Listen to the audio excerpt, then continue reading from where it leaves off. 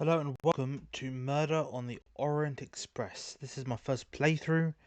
I had played the demo before though, and this is also a live stream on Twitch, just to make you aware. Got options, audio. Fortunately, I've got to turn this all the way down because of copyright. Video. VSync.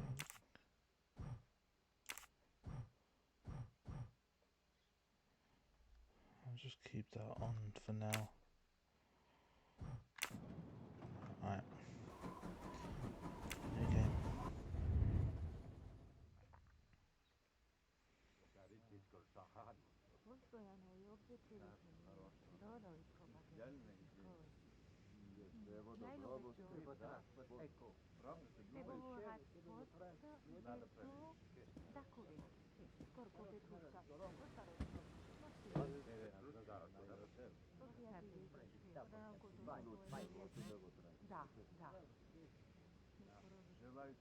The development you predicted in the Kastner case happened unexpectedly. Please come back immediately. How can it be unexpected if I have predicted it? Poirot, my friend, is that you? Okay. Go to book at the reception desk. Okay. Poirot, it is I, Book. Oh gee lord, the sensitivity's up high.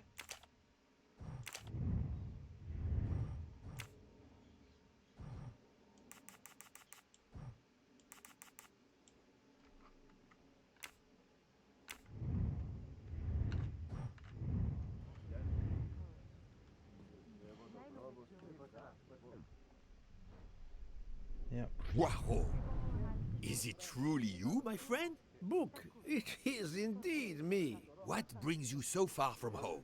A little affair in Syria. An affair of the heart?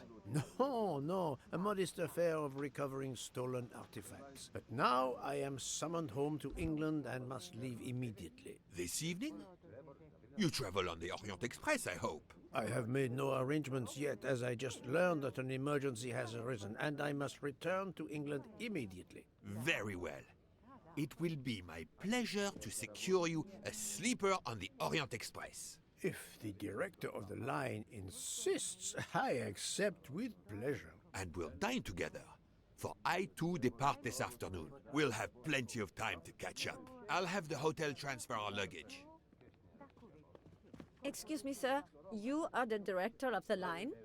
The Princess Dragomirov would like to know if she may keep her mina in her compartment on the train. Good morning, Princess. It is an honor to welcome you aboard. There is absolutely no problem for your pet. You will ask about his food? Oh, yes.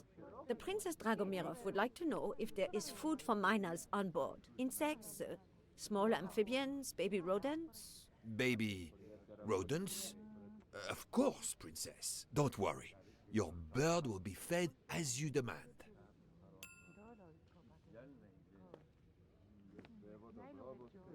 You there, desk clerk. One moment, sir. Listen to me. Call the police. My train ticket has been stolen. Stolen? Oh dear. Oh dear. You travel by the Orient Express, monsieur? Arbuthnot. Captain Archibald Arbuthnot, formerly British Army, now retired. And yes, I'm taking the Orient Express to Paris. But what business is that of yours? My name is Book. I am the director of the line at your service. And perhaps this gentleman could assist you. He is Hercule Poirot. But I must make that train. A train ticket. Yesterday I recovered artifacts worth several millions. Please, my friend. It's not just any ticket. It's an Orient Express ticket. Very well, I will investigate. Thank you, Poirot. I will arrange a car to Circetchi station for us. Workshy, welcome. Mo, welcome. Did you get your PS4 back, Mo? Mine that. Suppose that I should offer my assistance, talk to Captain Arbuthnot. Okay.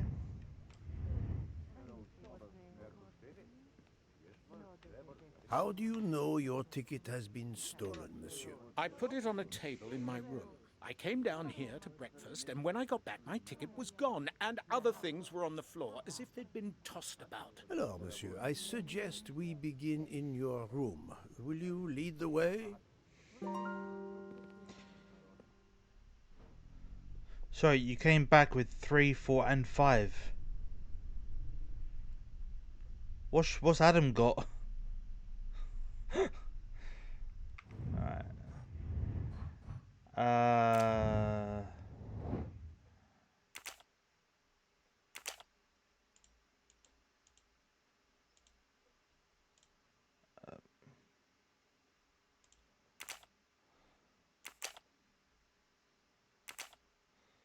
No, not good. Oh, what can we? I thought this was just part of a tutorial. Wow. What can be done to find the captain's ticket? Connect the elements. Okay.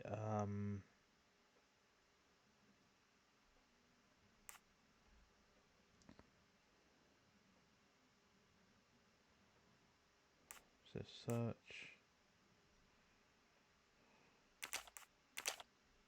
Oh no, I done that wrong. I do not think Yeah, that's done that the wrong. right answer. And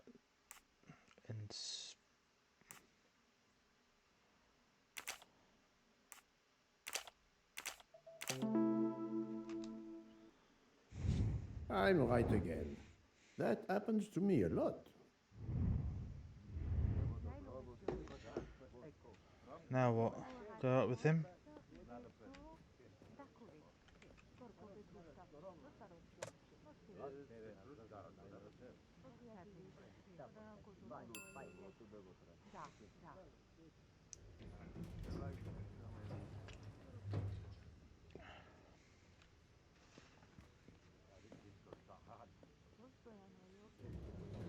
Floor, Captain Arbuthnot? 4th floor.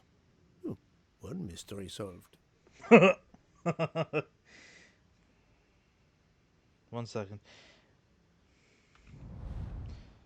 Oh, Mo, I have pre-ordered the Nintendo Switch 2.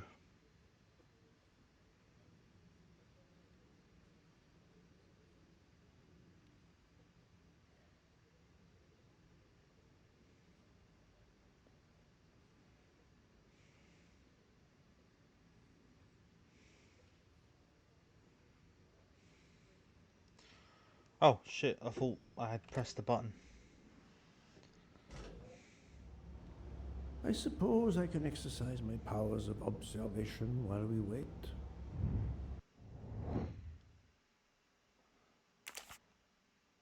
British. Retired captain. Say 45? My little grey cells did not let me down. No. Character analysis are special workshops. Once completed, the analyzed character will appear in the characters tab in the pause menu. Press the escape button. Okay.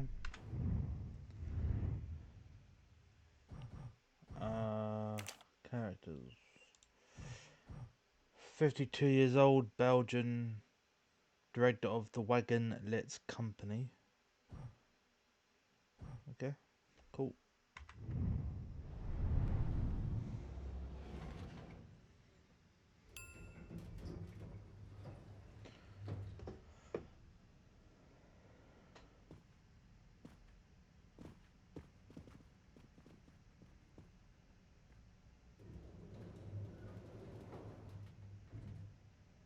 My room's along here. 411. If are In a you hotel of this quality? A thief? playing any games tonight, Mo? Come on, don't dawdle. I'm right behind you. Mate, come on. It'll be a disaster if I miss that train.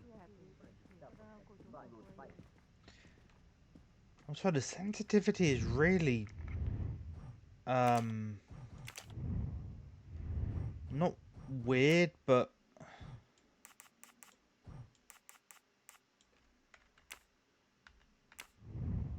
you will kill him eventually.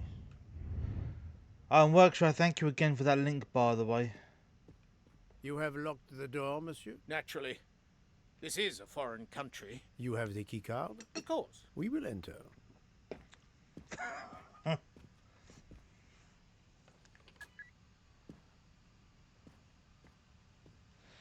Hey, doing Lily? Lily, I pre-ordered the Nintendo Switch 2 thanks to Workshop, who told me about it being available on Amazon The again. lock has not been tampered with. Okay.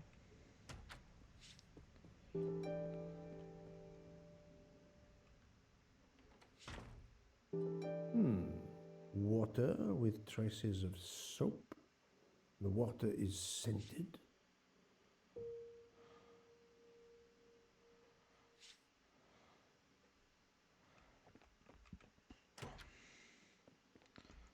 Bathroom. What's this?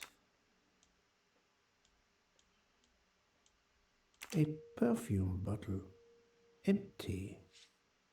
Suggestive. I will not rage at Mario.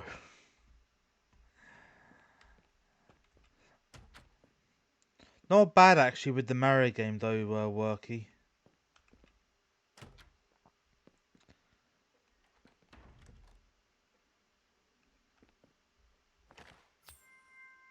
Oh, I got a trophy.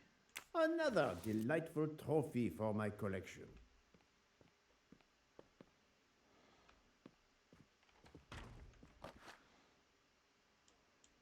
Ah. This earring, it is not the first time I've seen it, but where? On that woman in the lift.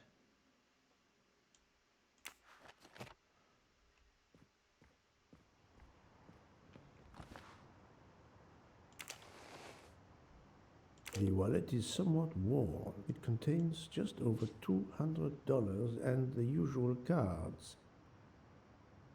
I think Mo needs that right now.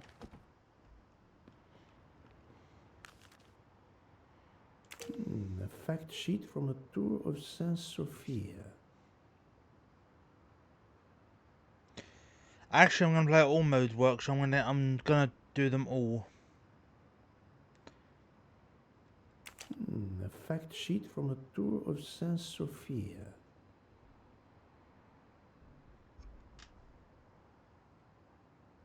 Yeah, I'm not gonna read that top one. That will send chat into a loopy. A stamped reservation for the Bosphorus ferry.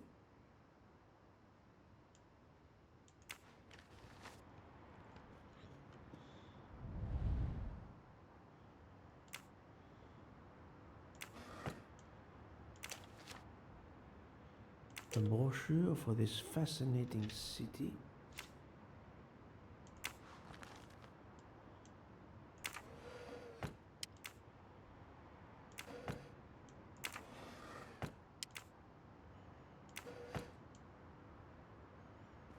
Well, Shy, I found your headphones.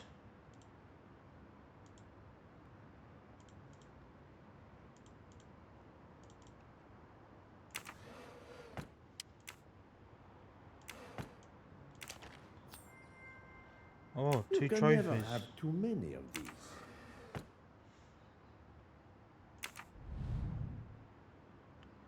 That's what I was just thinking, Lily.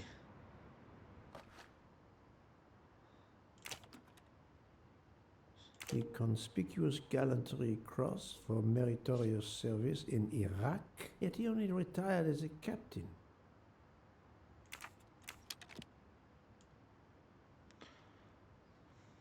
Looks like a nice case as well. A list of travel expenses, but how did these papers end up on the floor? I like how you can't, even though you can read them, there isn't an option to bring up the dialogue, the wording. 4 floors. It's impossible for a thief to have exited through the window.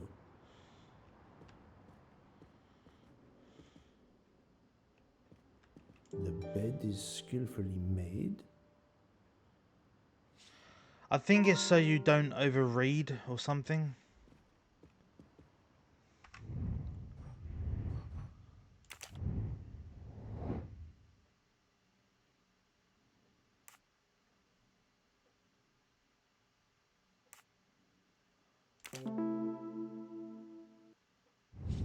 Et voilà.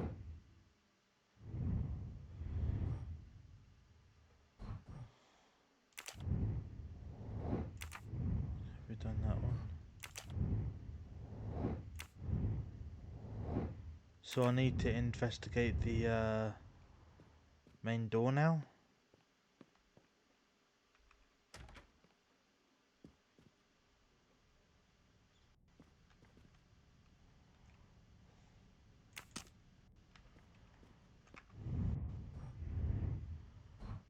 How to enter the room. Oh, okay, I don't need to question him. How long were you at breakfast, Captain? A half an hour or so. Just a roll and some coffee. Okay. How long were you at breakfast? A half an hour or so.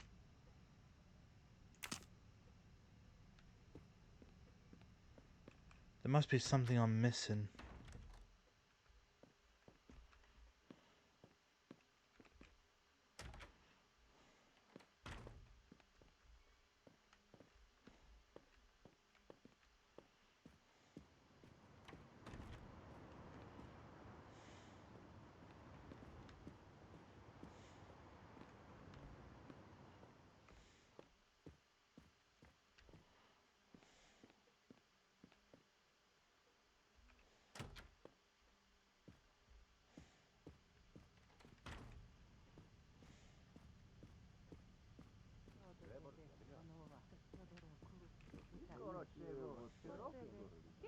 The room is apparently empty. I will leave it for the moment.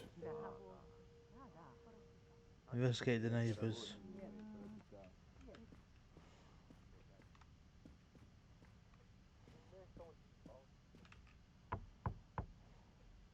Go away, please. A brief word, sir. I will give you 2 brief words. Go away. Monsieur. I've been traveling all night from New York. Must I call the management? Pardon, monsieur. I do not believe we have awakened a thief.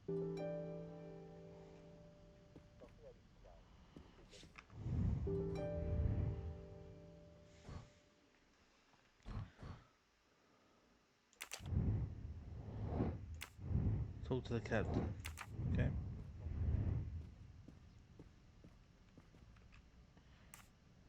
Why was there an earring in your room? An earring? A previous guest, I suspect.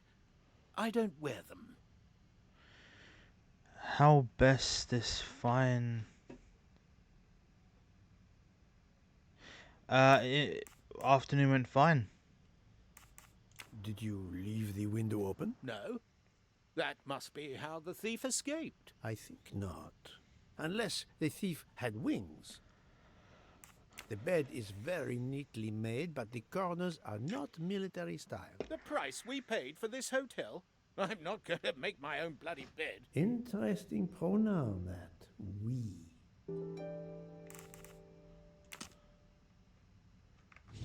What's next? How could the ticket have disappeared? Okay. I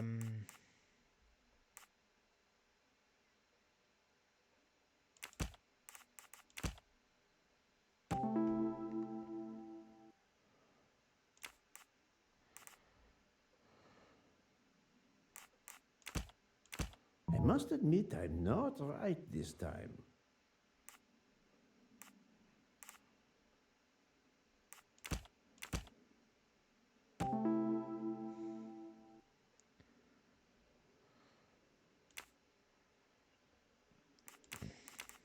The wind probably blew the papers on the floor as it came in through the window. Moreover, the door is closed, and I found an earring on the bedside table.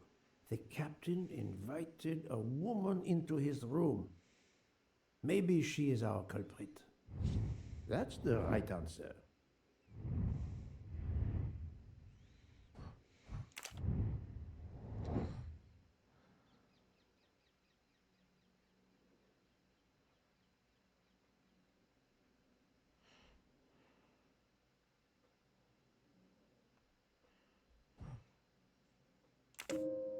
Very well, I choose to go this way.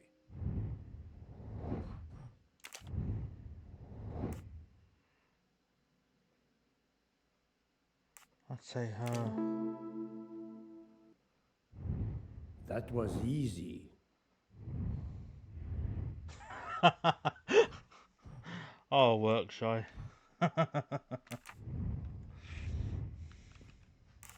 Captain Arbuthnot, I have examined your room. Much was revealed, possibly more than you expected. Rest assured, we will soon find your ticket. It's about bloody time. I have a train to catch. As do I. You are traveling on the Orient Express? We? If you will be good enough to answer a few questions, we may both make our train. Ask away. Please give me an account of your movements yesterday. I spent most of my day in Istanbul, sightseeing. I returned to the hotel as the sun was setting. The desk clerk can confirm I was alone when I picked up my key. I spent the night alone. I had no visitors in my room.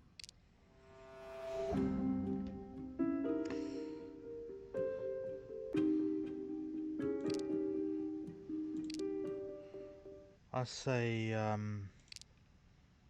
that one. Have you told me the entire truth, Captain Arbuthnot? Of course. I want you to find my ticket.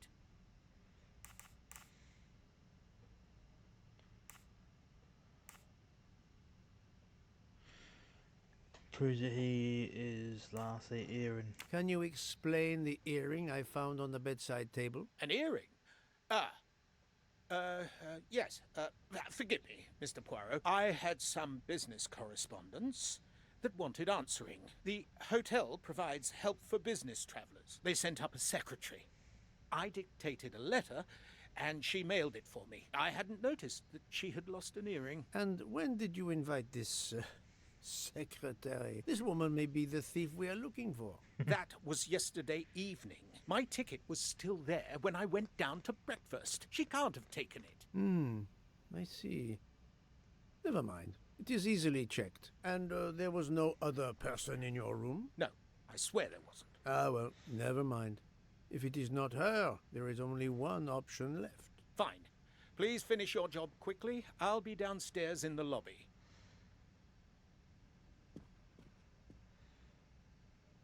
There's a scalper in the lobby.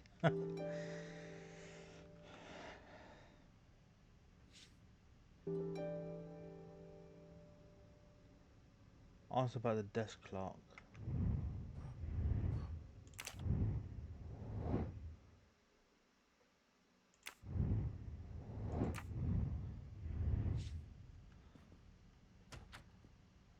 Also, I can't go in that.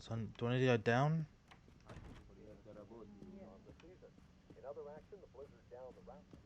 I'm assuming I need to go down now, right?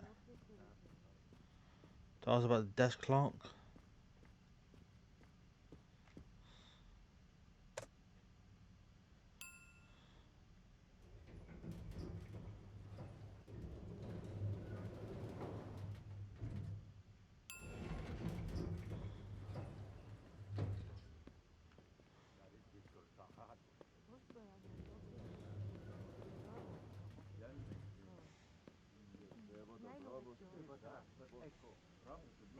Pardon, monsieur. May I inquire when the staff begins cleaning the rooms? Every morning at breakfast time, sir. After making certain there are no guests in the room, of course. May I speak with the chambermaid who cleaned room 411 this morning? I hope you don't think that one of our staff stole the ticket. No. Do not distress yourself. We seek only information. I will summon her at once. Oh, I'd ask her to bring her laundry cart.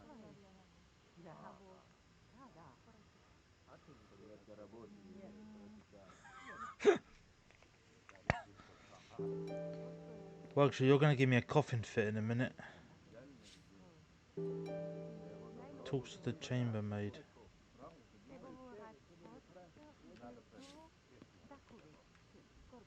Do not be frightened, mademoiselle. Did you clean room 411 this morning? Room 411? Yes, that is one of mine. Did you see a ticket on the desk when you entered the room? I'm sorry, I didn't notice a ticket. There was a wallet, but of course I did not touch it. Did you open the window? Yes, we always air the rooms. Oh, but I forgot to close the window. While I was making the bed, the person from next door was pounding on the wall. I wondered if he needed assistance. I tossed the dirty sheets in my cart, quickly finished mopping, and went to see, but it was nothing. But I'm afraid I left the window open. I'm so sorry. A window left open, papers scattered on the floor. The chambermaid cleaning the room. I believe I can now visualize what happened. Okay. I'm guessing I need to... yeah. Okay. So...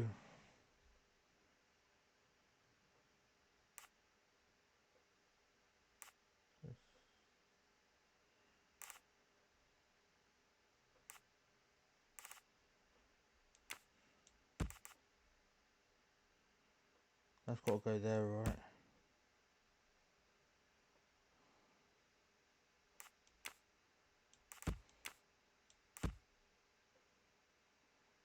Behind the desk.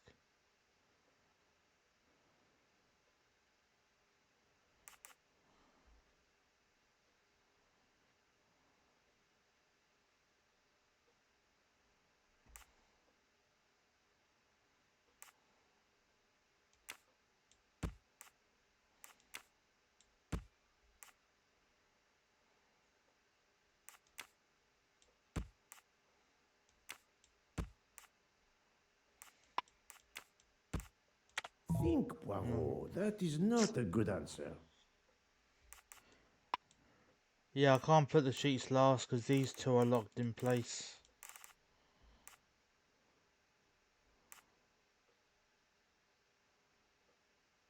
What if I swap these two? No.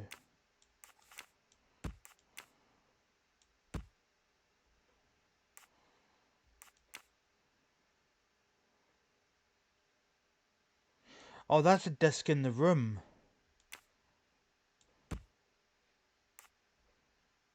No, no, no, no, not good.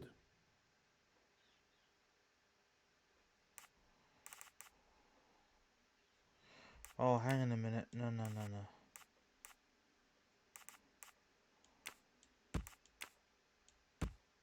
Think, Poirot. That is not a good answer.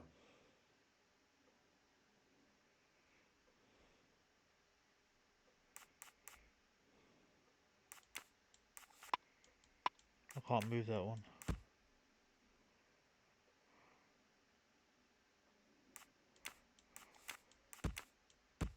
This is wrong. But I'm never far from the truth.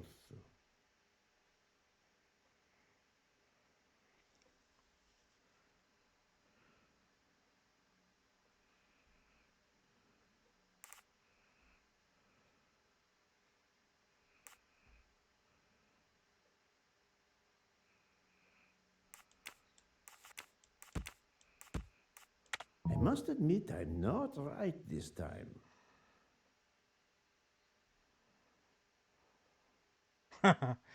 Oh, I am reading chat, but I'm trying to figure it out.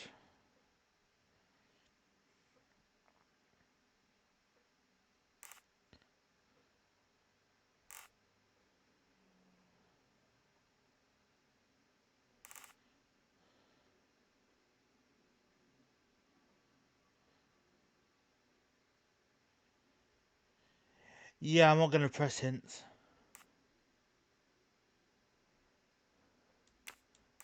That can't be moved.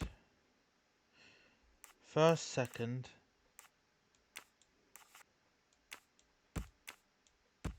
I do not think that's the right answer.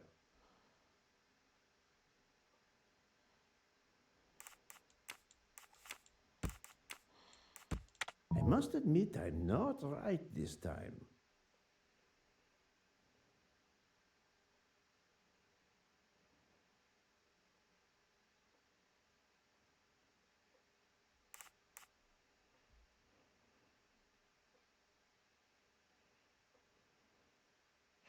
Trying to visualize it in my head.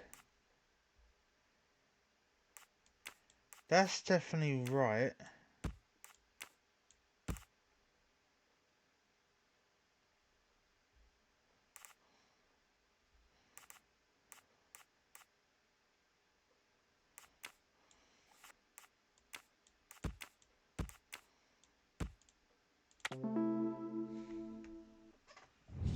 That's the right answer. It didn't say lands on top, it says lands in.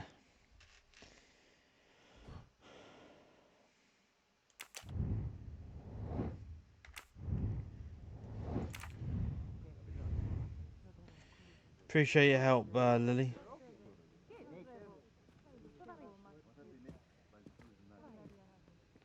Mademoiselle, would you be so kind as to look in the sheets from room 411?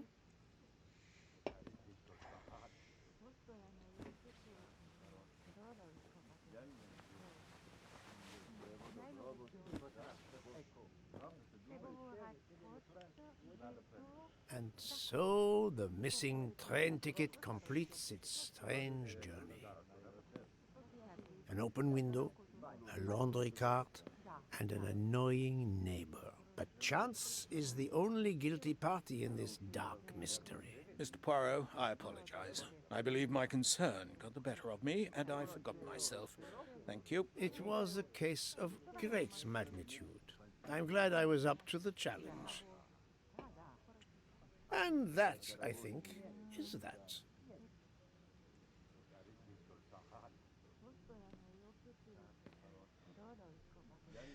Actually, the only comment I read off of Lily was about something about the second picture. That was it. Leave the hotel.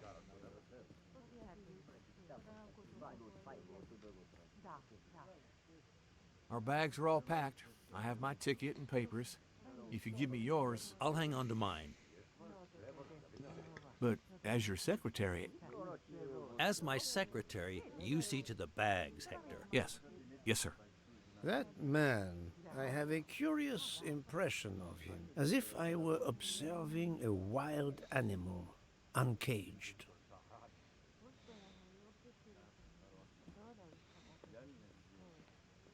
Can I talk to these people? Can I? No. We must leave for the station.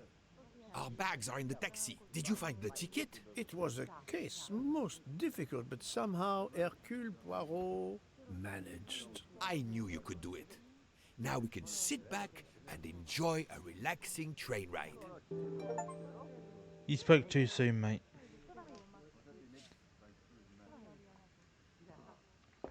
On June 5th, 1883 at 7:30 p.m. I was reading that.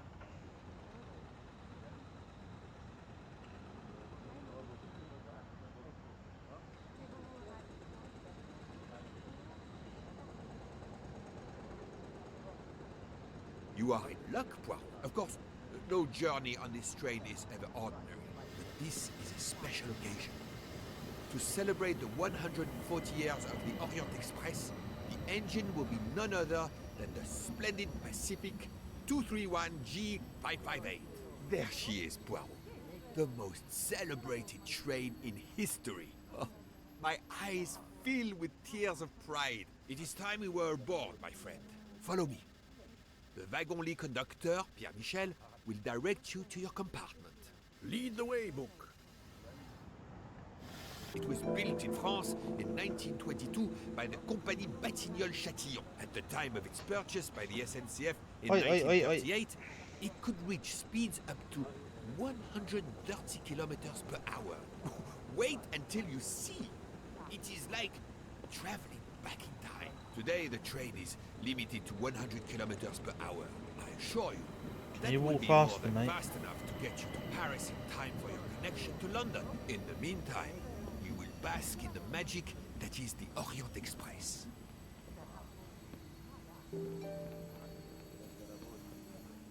Good evening, monsieur. Your compartment is number 202. However, I am afraid that all the others are already full. Fool? But how can that be? It is incredible, monsieur. All the world elects to travel tonight. All the same, you must find room for this gentleman here. I can exercise my powers of observation while they try to find me a bed. He is a friend of mine. He can have number 201. It is taken, monsieur. What? Number. Darling, we have to get aboard. I know. I have heard of the phobia of fear of flying, but fear of trains? Now you're making fun of me. Never. We'll board shortly, once our compartment is ready. Wow. Notice the young woman from the hotel. She again wishes to watch the old man with his little friend, but not to be seen herself.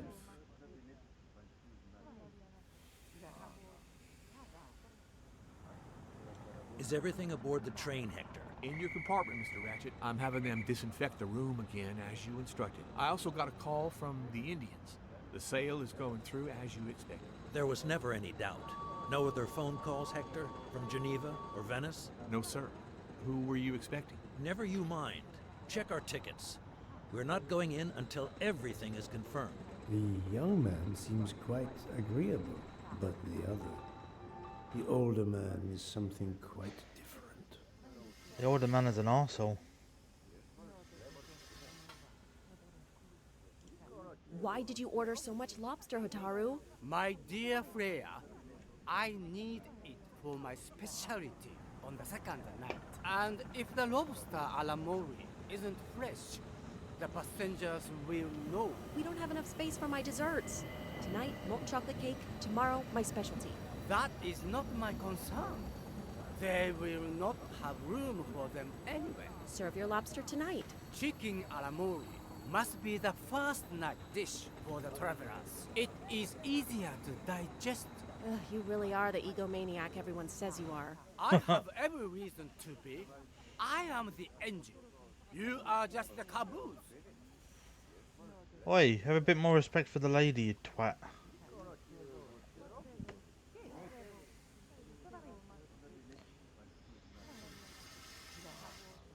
Mary. Not now.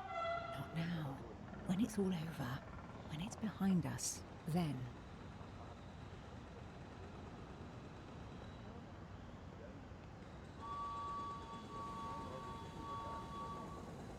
Poirot, I am mortified. The 140th anniversary, perhaps, but such a plague of passengers.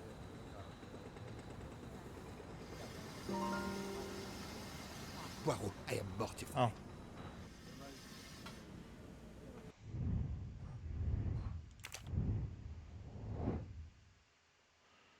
The young man feels what role in relation to the older? Brilliant.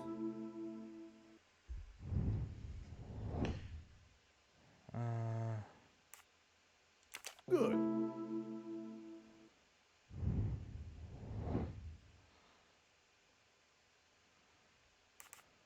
Great.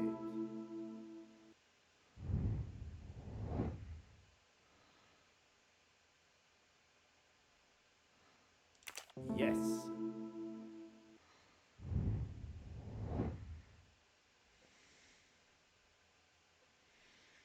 I believe this woman here was watching.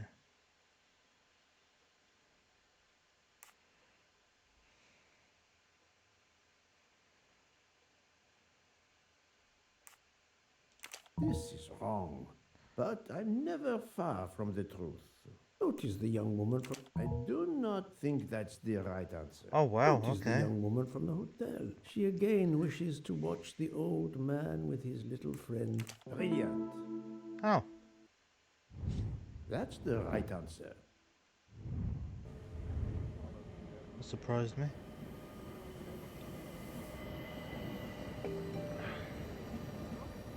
Poirot, we have a solution.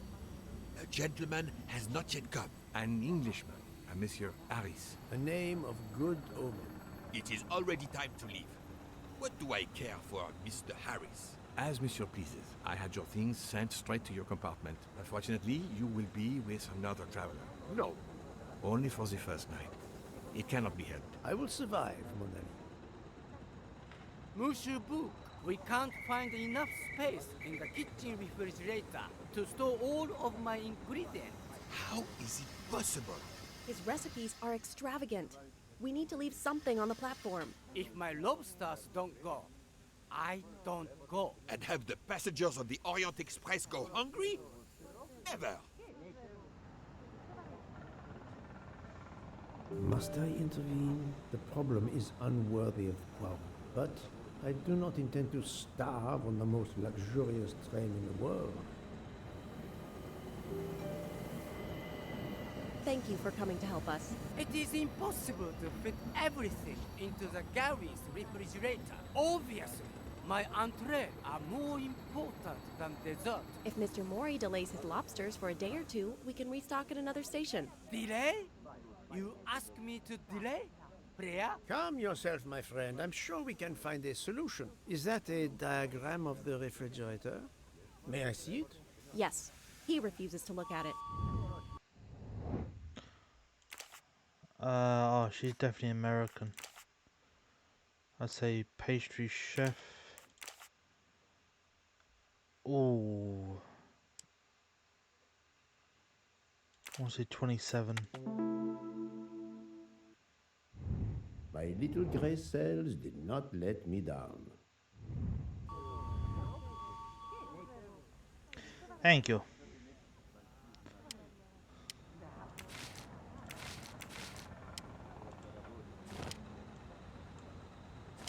Oh, okay, I like this.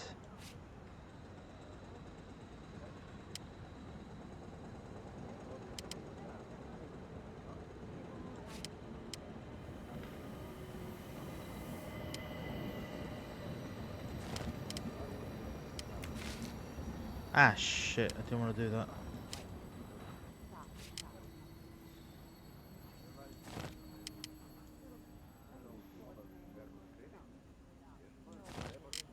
That won't go. That will. Nothing can go there.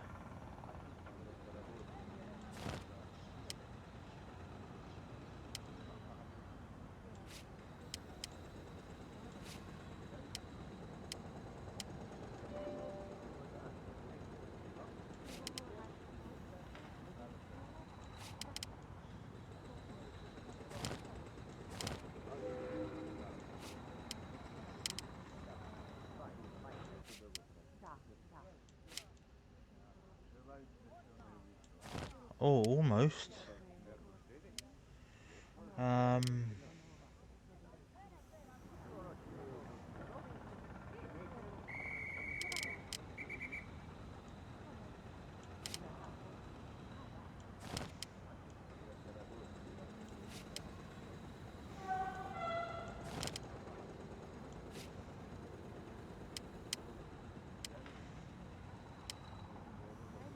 Right, let's reset it.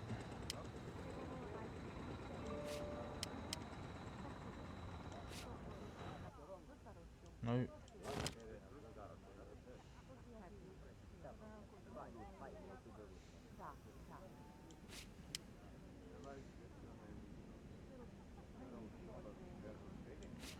That'd be perfect to go there, but you can't turn that round.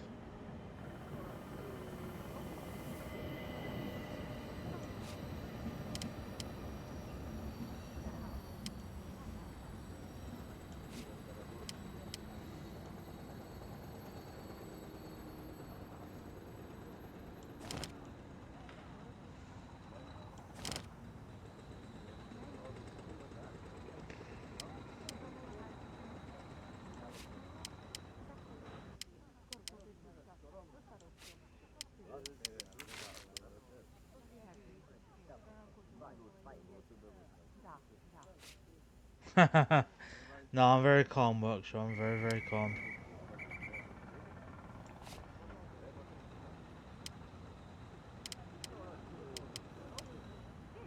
Ah, there we are.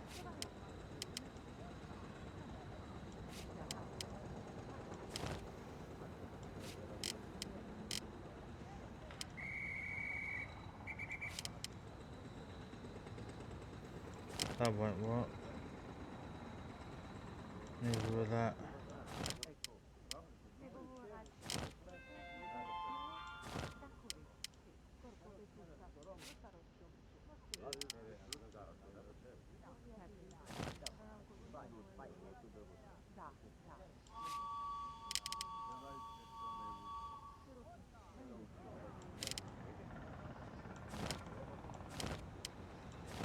These are definitely in the right spot.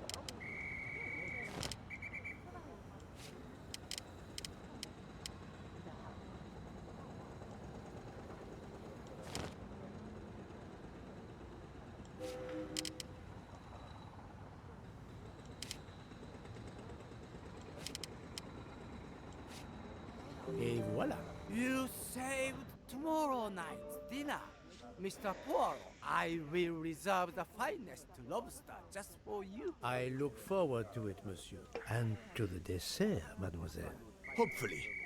That will be the last mystery you face on our journey, my dear Poirot. Your compartment for tonight, Omi, is at the back of the second-class carriage, number 102. Tomorrow, you move to a private compartment.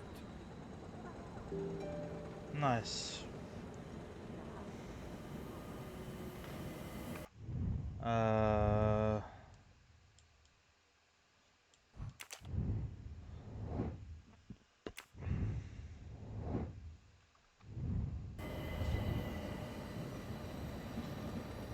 Do I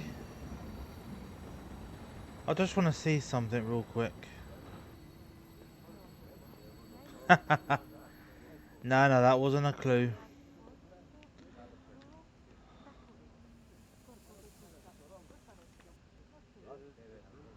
My friend Book did not lie. His train is a beautiful machine.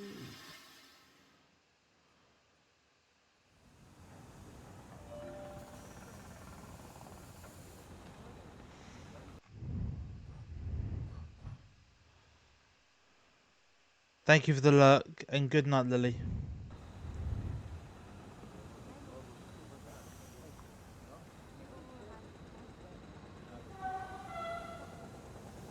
Can't do anything else, no?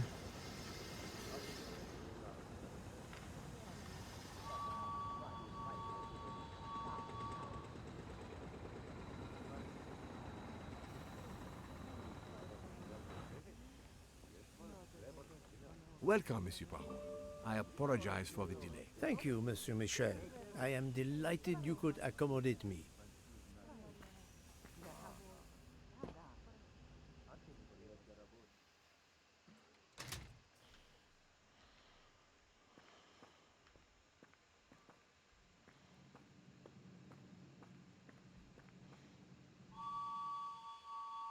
These first-class rooms are very spacious and luxurious.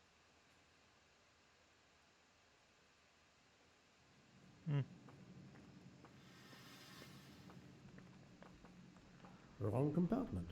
I need to find number 102. Pardon me? Oh, my apologies. Thank you. Wrong compartment. I need to find number 102.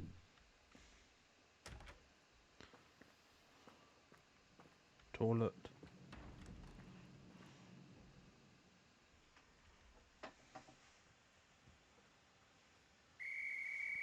This lady has a style of her own, eccentric but chic.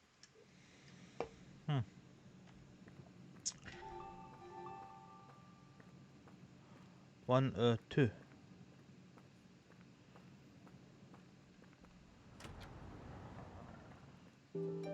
Excuse me, I think you made a mistake. You are Mr. Harris? No, my name is McQueen. There is no other berth on the train, monsieur. All is arranged. Yours is the upper berth. We start in 1 minute. The train's remarkably full. En voiture!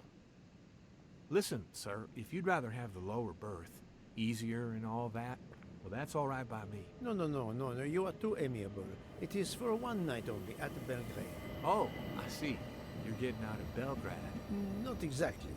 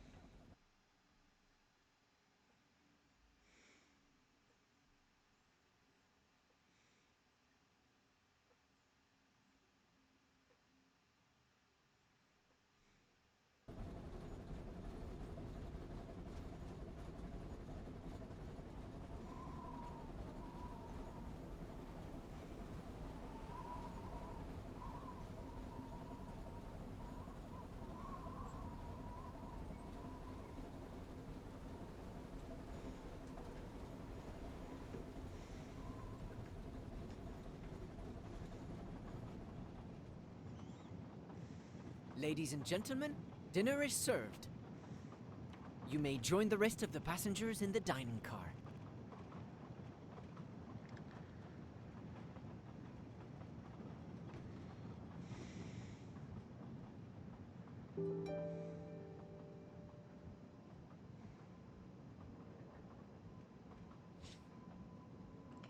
One second, guys.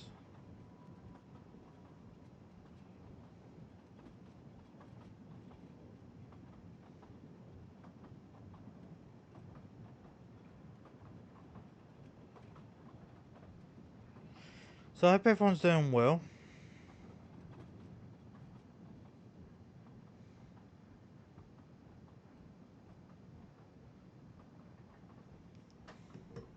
Alright.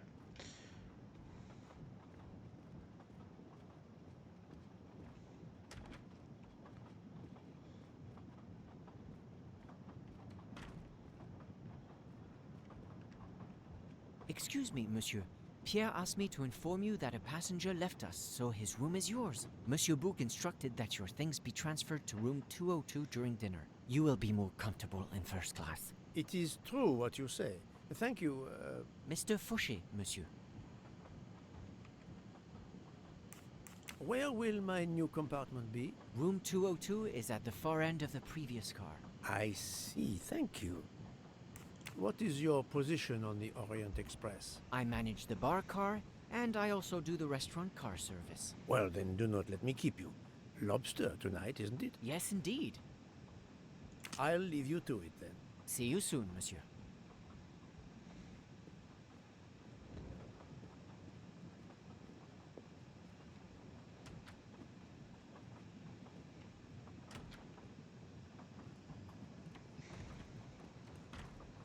Please, my friend, join me.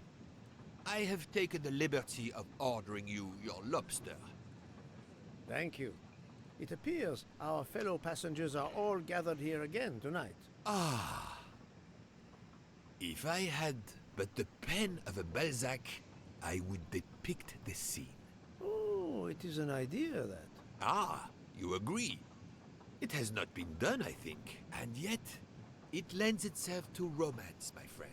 All around us are people of all classes, of all nationalities, of all ages. For 3 days, these people, these strangers to one another, are brought together. They sleep and eat under one roof. They cannot get away from each other.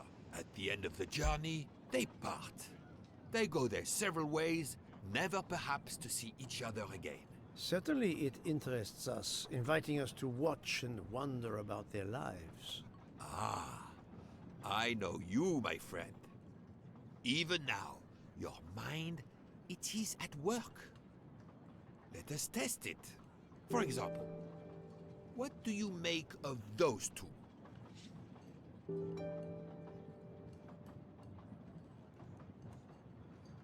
I was visiting my daughter. She works at the American Embassy in Istanbul. I told her she'd never find a husband there. Since I wanted to see Paris on my way home, she told me I should take this high-class train. I can't wait to see Paris. It looks beautiful in the movies, but it couldn't be more beautiful than Schenectady in the good old US of A. That's where I'm living now. And you, Miss Debenham, was it? Where do you hail from? I was born in the UK. Oh, that's in England, isn't it? What do you do for a living? I teach English to children in other countries. I see. Oh, I wish I spoke a foreign language. My daughter speaks several languages. Let me tell you about her work. It's very important. Oh, good lord. I think I hit the wrong table, by the way. British. Oh yeah, she's 20. Think, Poirot. That is 40. not a good answer. That was easy. There is much you can learn about someone just by observing them and listening. For example, that lady is reserved. She reveals little. She is self-contained. Some secret prompts her to allow her dinner companion to carry the conversation. I confess, in this case, what I witnessed in Istanbul suggests more, but I will respect her privacy. You will always amaze me.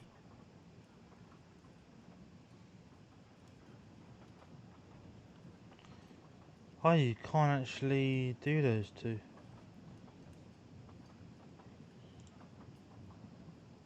Mamma mia, you can feel the power of engine. We climb into the mountains with ease. I know something about the power, and this baby has it in spades. There's something special about a train. I'll give you that. I sell toys, and model trains are one of our biggest items. And not just for children, either. You sell model cars too? Sure, but give me a train any day. Oh, my friend. What do you have against the cars? Now I work at Fortuna in Italy as a spokesperson. We are producing the next generation of electric cars, the Fortuna Firenze. Like the city, it is beautiful. We got the competitors looking over their shoulders so much, they're going to hit something. Didn't mean to be insulting. It's just that there's something magical about a train.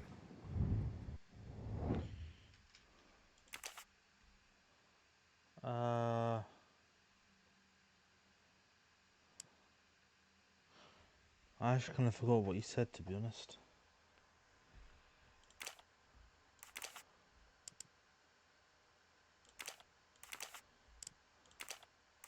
This is wrong.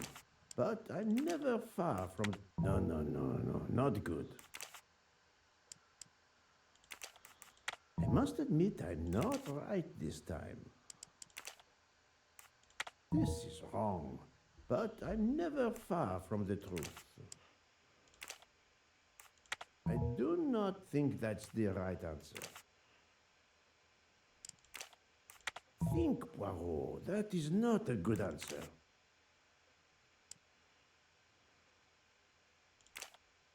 This is wrong. But I'm never far from the truth. Shit. Can I replay? We climb into the mountains with ease. I know something about the power, and this baby has it in spades. There's something special about a train. I'll give you that. I sell toys, and model trains are one of our biggest items. And not just for children, either. You sell model cars too? Sure, but give me a train any day. Oh, my friend. What do you have against the cars? Now I work at Fortuna in Italy as a spokesperson. Okay. We are producing the next generation of electric cars, the Fortuna Firenze. I must admit I'm not right this time.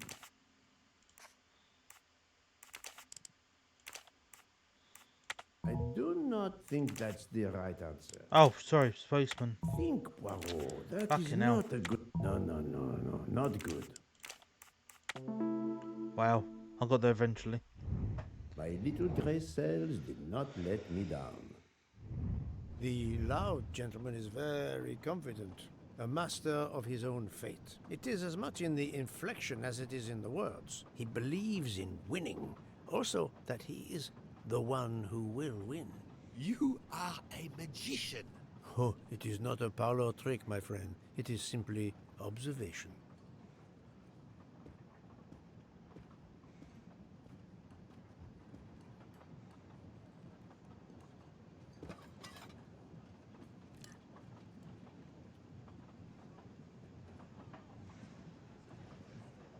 My friend, this is one of the best desserts I have ever eaten. You have always had the sweet tooth. But this, it is a masterpiece. I can't understand how the dessert can be so good. I would love to know what the recipe is.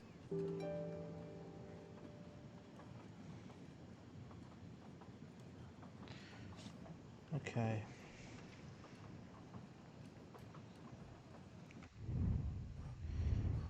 I've got to...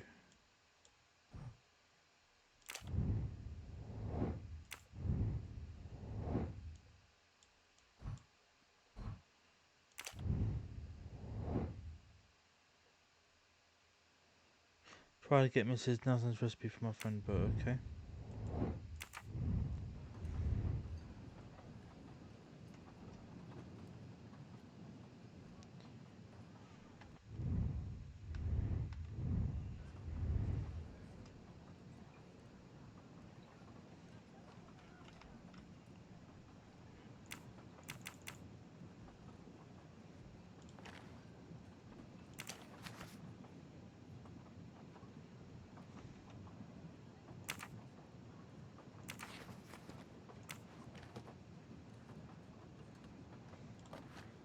Oh, okay. I couldn't tell what flavor the ice cream is. That's lemon, I think. It looks like lemon. Look at the zest. Yes, I wasn't sure what that was.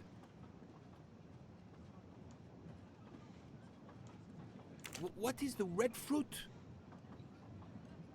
Raspberry. It looks like a raspberry. You have a good eye, Poirot. The biscuit is the foundation of the dessert. All else is built upon it. What do you think? I say crushed biscuit. It looks like crushed biscuits, my friend. Finely observed, indeed. Poirot, I am embarrassed to ask you a great favor. My friend, I am on this train due to the great favor you have done me. How may I assist you? This dessert is sublime. If only I had the recipe. Unfortunately, the pastry chef, Miss Nielsen, she will guard her secrets. But you, my friend, I am sure you could make her confess. You wish me to persuade the pastry chef to give up her recipe? You who are the expert at interrogation. Book, it is a dessert. It is the pinnacle of desserts. You, my friend, who, as you say, are on this train, I blush to remind you. Fine, you win. Again, what wouldn't I do for you, my friend? Oh, thank you, Poirot. Good luck.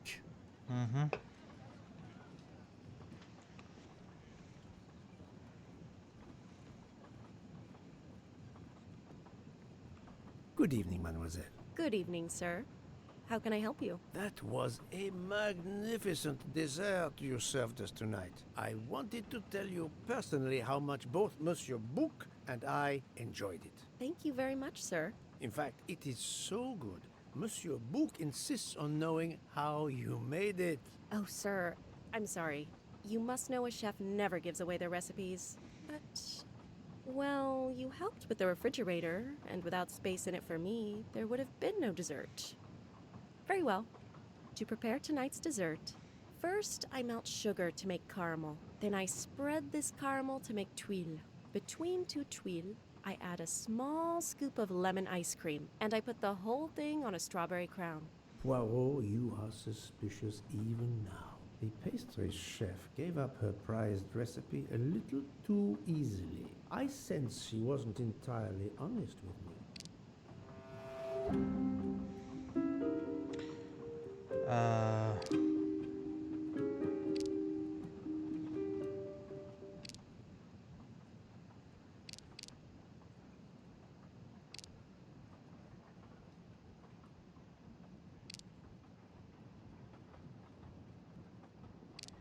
I'll say that one. That does not prove she's Oh. lying.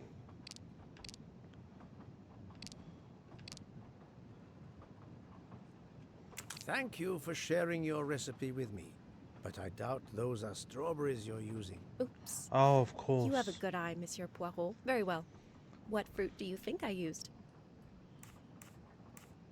Raspberries. You used raspberries, not strawberries.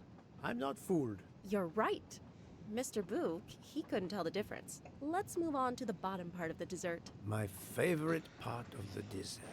First, I melted some butter. I crumbled pieces of chocolate into the butter. Then I placed the mix in a circular mold. Finally, I let the whole thing cool down to let it harden.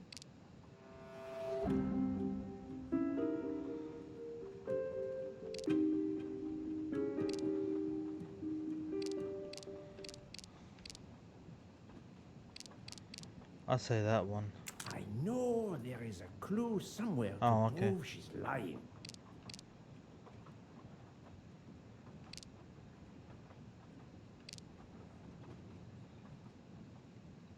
She may be telling the truth, but I cannot be certain.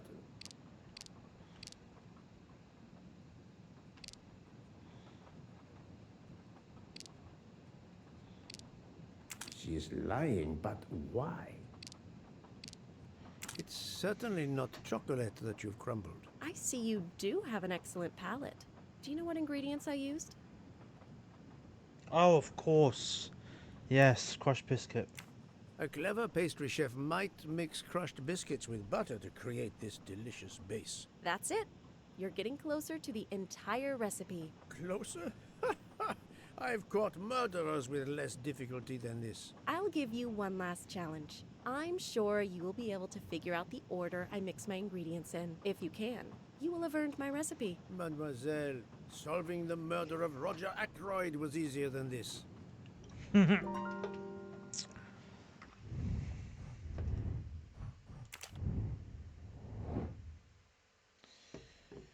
Okay.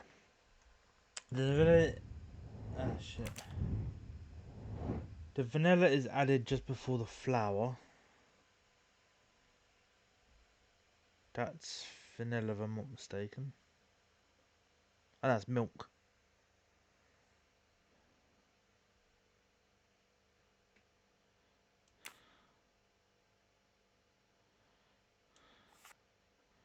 That's flour. Apple.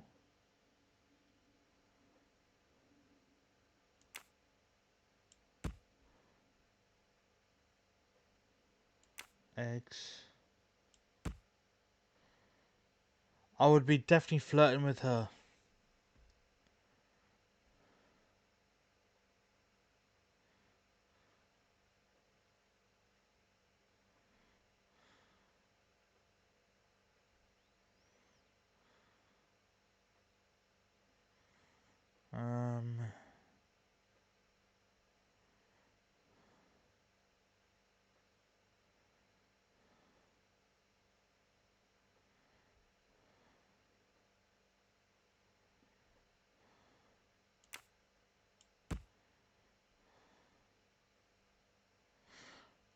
I'm just gonna do this just to see what happens.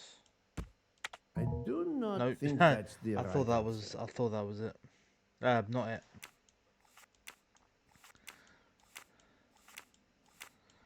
Okay, so normally.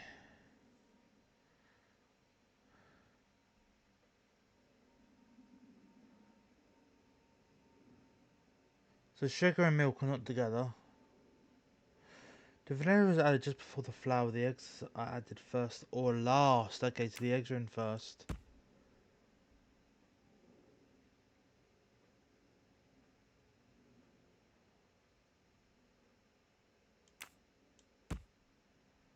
Um,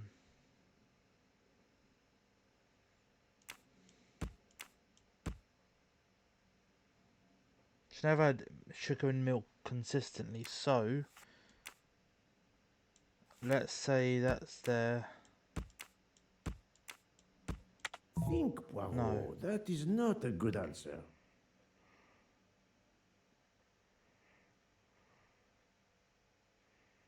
Oh, the orange peel comes in later than the flour. This is wrong, but I'm never far from the truth.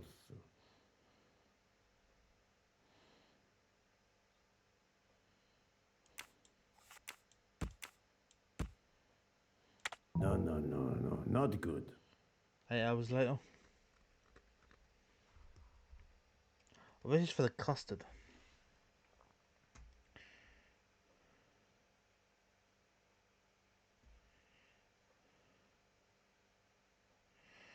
Why if I do that? I must admit I'm not right this time.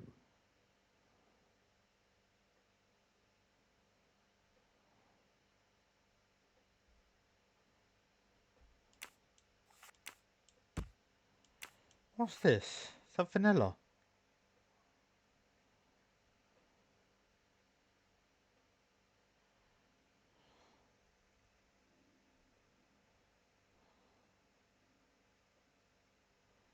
Keep those where they are.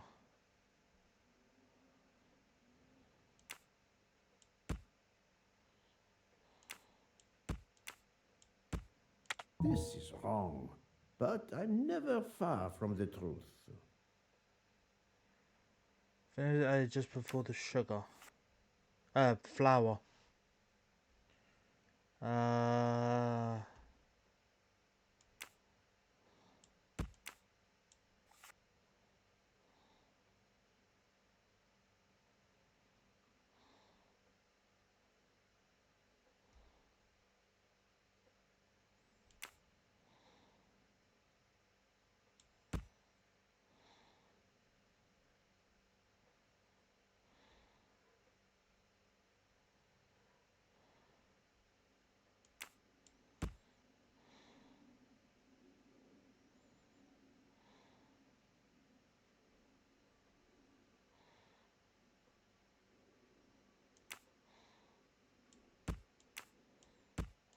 Think, Poirot. That is not a good answer. We'll get there.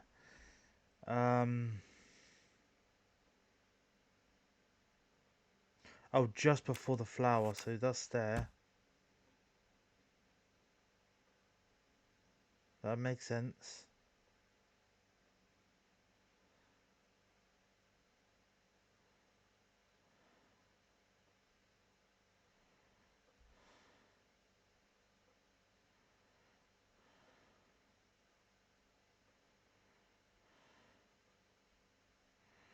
What if I do that?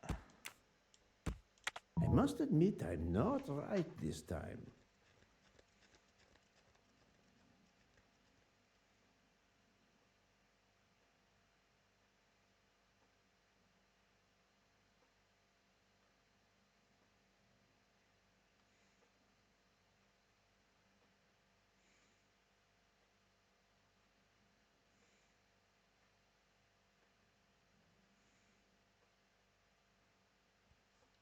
The sugar is added later than the vanilla. No, not good.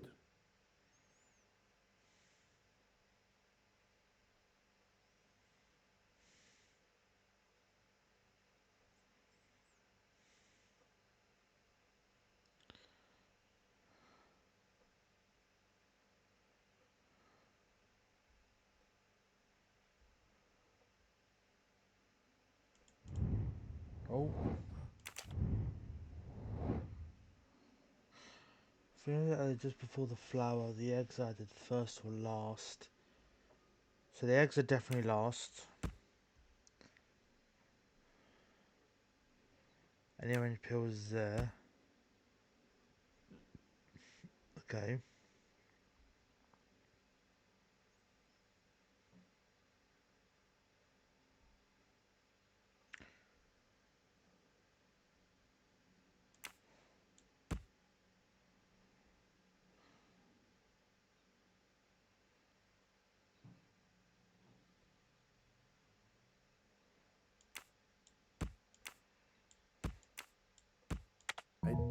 not think that's the right answer. Swap those two. I'm right again. That happens to me a lot.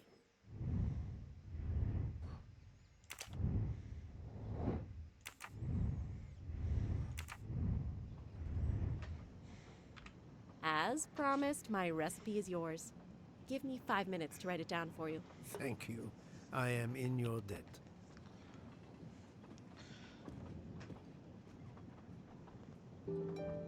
I can take advantage of this moment to resume my little observations of the passengers. Did you enjoy the meal? I'm not used to meals like this. You do not have good restaurants in Kenya? Actually, we do.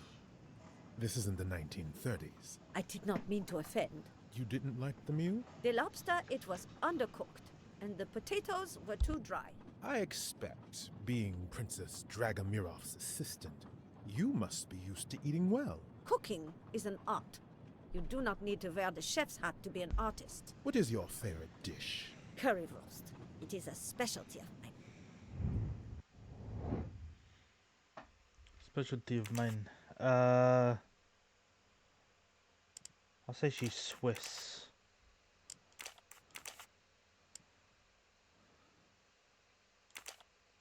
I must admit I'm not right this time.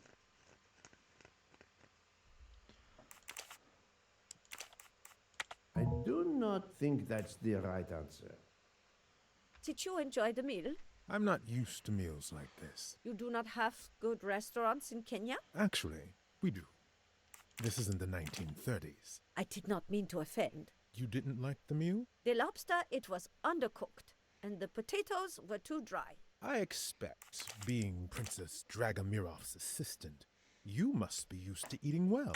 Think, Poirot. That is not a good answer. No, not good. Think, Poirot. That is not a good answer. What'd you say? Not 33, I don't think. I do not think that's the right answer. Did you enjoy the meal? I'm not used to meals like this. You do not have good restaurants in Kenya? Actually, we do.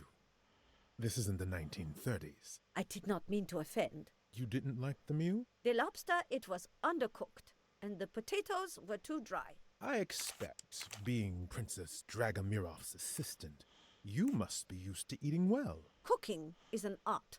You do not need to wear the chef's hat to be an artist. What is your favorite dish? Currywurst. It is a specialty of mine. This is wrong. But I must admit I'm not right this time. Dragonoff. No, not good. I'm right again. That happens to me a lot. Okay. I made a lot of progress on the expenses last night, sir. I should be done by tomorrow morning. You're supposed to be a fast worker, Hector. Sorry, sir. Working here is not as comfortable as in our office in Boston. You're lucky to ride in a train like this. Okay. I'll say he's...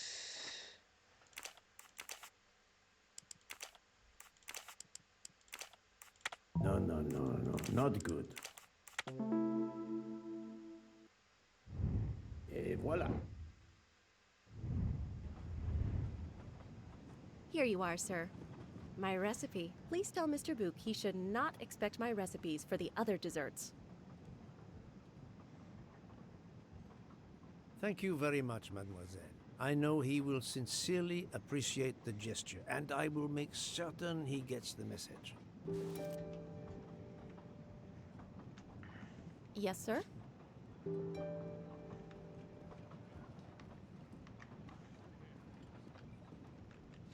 Poirot, you were gone such a long time.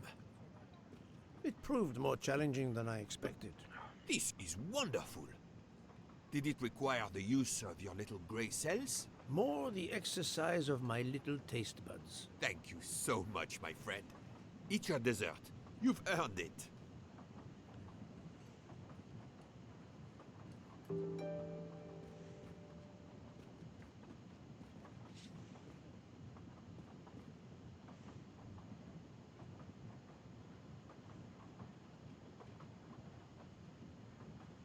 Good evening. My name is Ratchet. I think that I have the pleasure of speaking to Mr. Hercule Poirot, is that so? You have been correctly informed, monsieur. Your exploits are well known on my side of the Atlantic. In my country, we come to the point quickly. Mr. Poirot, I want you to take on a job for me. Are you interested in earning a lot of money? My clientele, monsieur, is limited nowadays. I undertake very few cases. Why, naturally. I understand that. But this, Mr. Poirot, means big money. Big money. Okay, he is...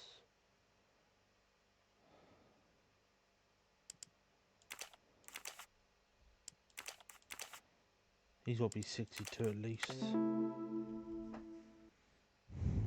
That was easy. What is it you wish me to do for you, monsieur Ratchet?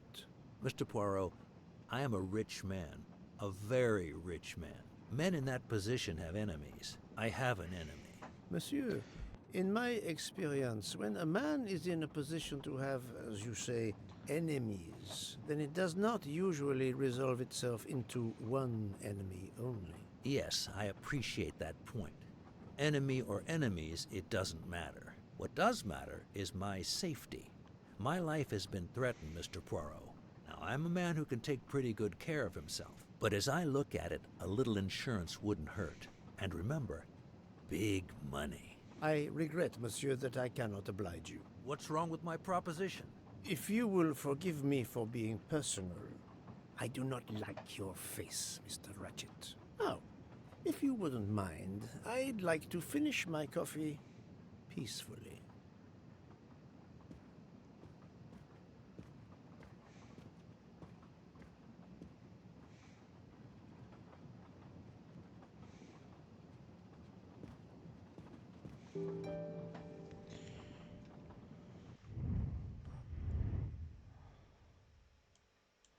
Oh lordy.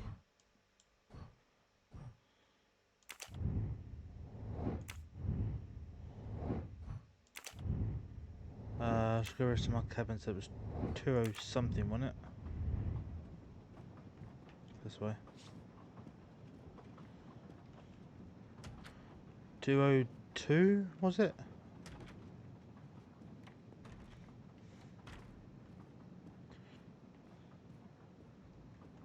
A nightcap, Monsieur Poirot? A cup of coffee, Monsieur Fauché. Then I will retire to my new compartment. I'm sure you will find it to be most comfortable.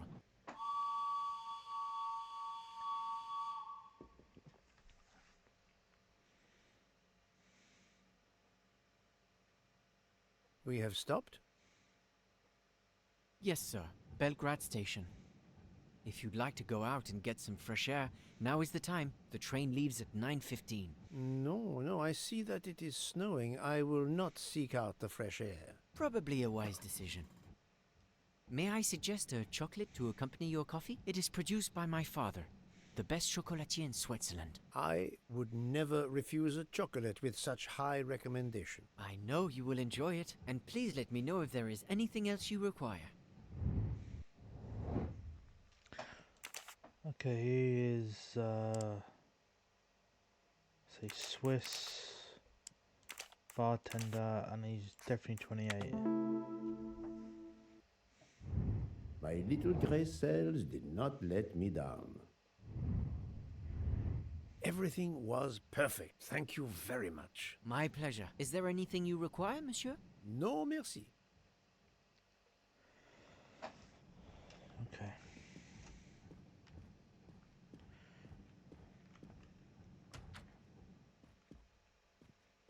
Why, I thought you'd left us. You said You misunderstood me. But, man, your baggage, it's gone. It has been moved into another compartment, that is all. Oh, I see.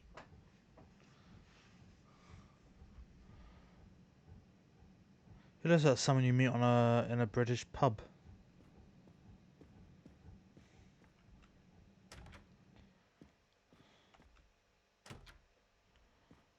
This is when I'm in 20 something. I wish you a good night, Monsieur Poirot. Good night.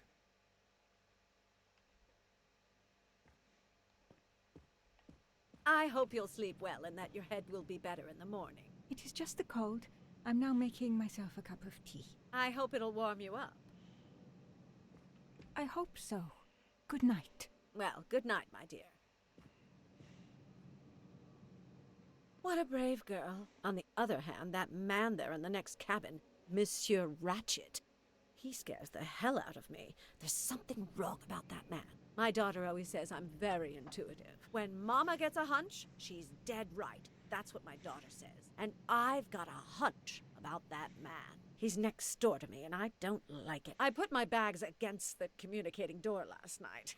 I thought I heard him trying the handle. Well, whoever you are, I'm going right to bed to read. Good night. Good night, madam. Whoever I am. Huh. Welcome back, Mo.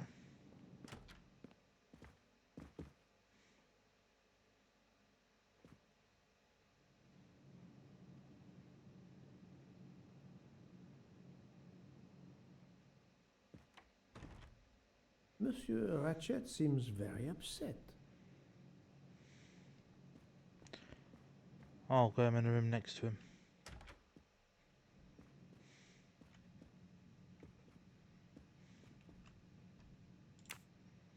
Ah, finally a real bed fit for a king or a very tired detective.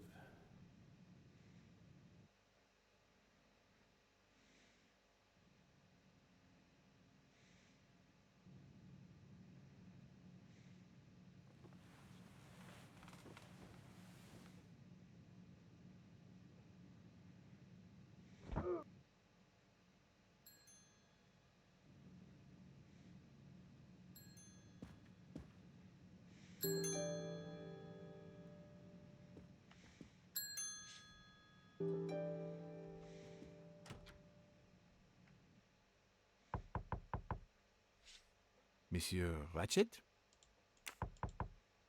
Ce n'est rien, je me suis trompé.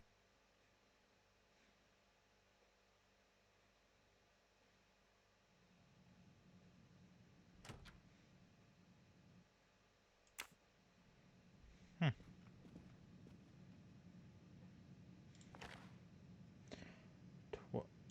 12:37.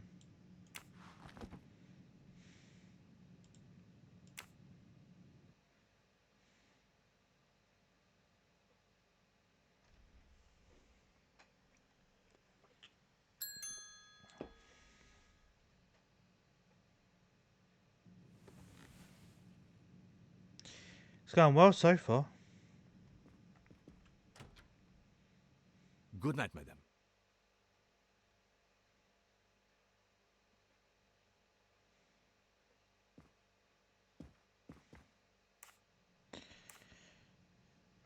This is like a more modern take, I think. The American lady? Yes, don't worry. You'll know how Mrs. Hubbard is. Imagine to yourself the time I have had with her. She insists, but insists, that there is a man in her compartment. Just imagine it, monsieur. In a space of this size, where would he conceal himself? I argue with her. I point out that it is impossible. She insists. She woke up and there was a man there. And how, I ask, did he get out? And leave the door bolted behind him? But she will not listen to reason. That one does not leave time to listen. The train has stopped, Mr. Michel? We have run into a snowdrift. Heaven knows how long we shall be here. I remember once being snowed in for 7 days. Where are we? Between Winkowski and Brod. Oh la la. It's time for me to go back to bed. I wish you a good night, monsieur. Or what is left of it.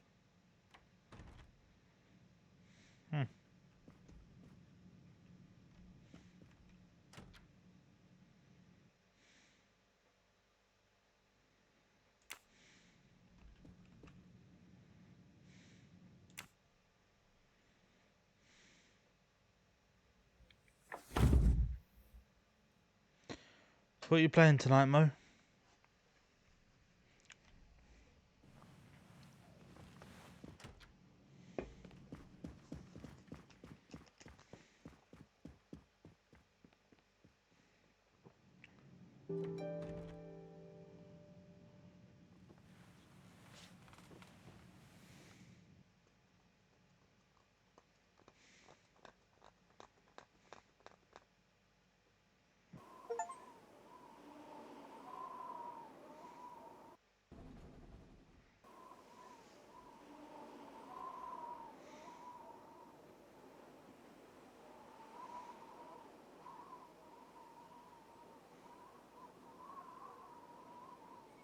The train is still stuck and the snow continues to fall. I should have taken an airplane. Well, I must make the best of it and join the other passengers for breakfast.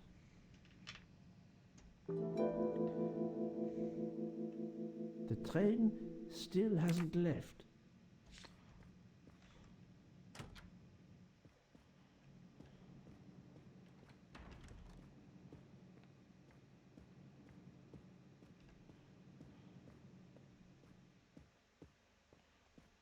Good morning, Monsieur Michel. Good morning, sir. Please enjoy our special breakfast in our restaurant.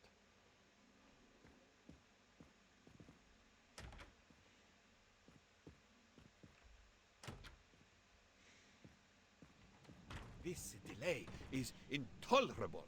I am supposed to be demonstrating the Firenze in Paris in 2 days. My daughter said it would be the easiest way in the world. Just sit on the train until I got to Paris. And now we may be here for days, and my boat sails the day after tomorrow. How am I going to catch it now? I can't even send an email to cancel it. I'm just too mad to talk about it. My colleagues were to meet me in Paris. They will wonder what has happened to me. I can get no words to them. What will they think? We have refugees to help. Ah, this was the demo. Yeah. Good morning, madam. The snow is a predicament, is it not? I am Russian. Snow is no stranger to me. Ah, the accent. Would it be St. Petersburg? You are very perceptive. Monsieur Poirot, is it not? And may I take it, I have the honor of addressing Princess Natalia Dragomirov. We dispense with the old titles these days. My husband, all of my past, was taken from me by these Stalinists. When they were gone, I became director of the St. Petersburg Museum of Antiquities to restore and preserve what I can of my country's history. Still, the delay must be vexing. If I must be late for my appointments, then they will wait. I know that I would certainly wait, madame. It has been my extreme pleasure to make your acquaintance, madame. Au revoir, Monsieur Poirot. Yeah, Mo, are you playing any games tonight, or? A beautiful piano. What a luxury. Pity there's no one to play it. Yeah, this was the demo. Giant James with the raid. Thank you, good sir. Welcome everyone coming over. Nice. Mademoiselle, you are not concerned about the train stopping? What can one do? Indeed, this does not make the train move. You have great strength to remain calm at a time like this. I know one far, far stronger than I. And that is? Well, that old lady, for instance. You have probably noticed her. She just has to lift her little finger and ask for something in a polite voice, and the whole train runs. It runs also for my friend Monsieur Bouc, but that is because he is a director of the line, not because he has a masterful character. You don't have to have a strong will when you have power. But I suspect I did not need to tell you that, Mr. Poirot. Mr. Poirot. Mr. Poirot. So it turns grey when you finish with them. Good morning, Mr. Fauchet. You have early customers, I see. Yes, I am stuck serving here as well at breakfast. Everyone is impatient. They keep complaining that the train is not moving. As if I could get out and push it. It's too early for me to order a boxcar. That is the appropriate drink, I believe. A gin, triple sec, lemon and grenadine mix. A drink for a train indeed. But not perhaps for my breakfast. I think I will settle for an omelette. Good luck, sir. Miss Nielsen is helping to serve in the dining car. Okay.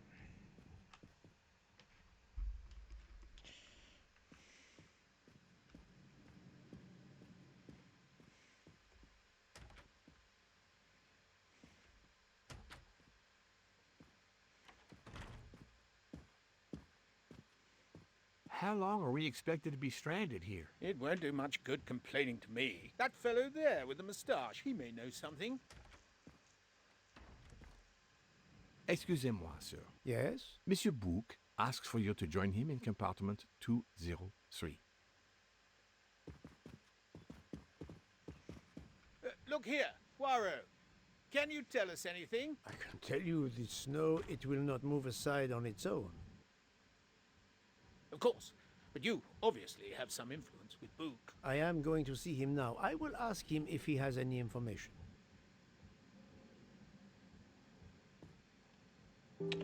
James, thank you very much for the raid. Welcome everyone.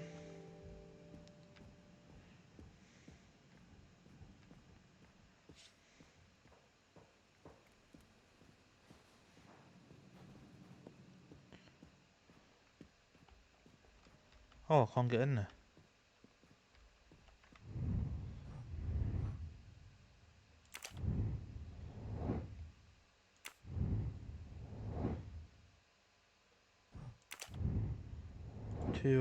Oh, of course, I've got to go back. Yeah. Got to go back.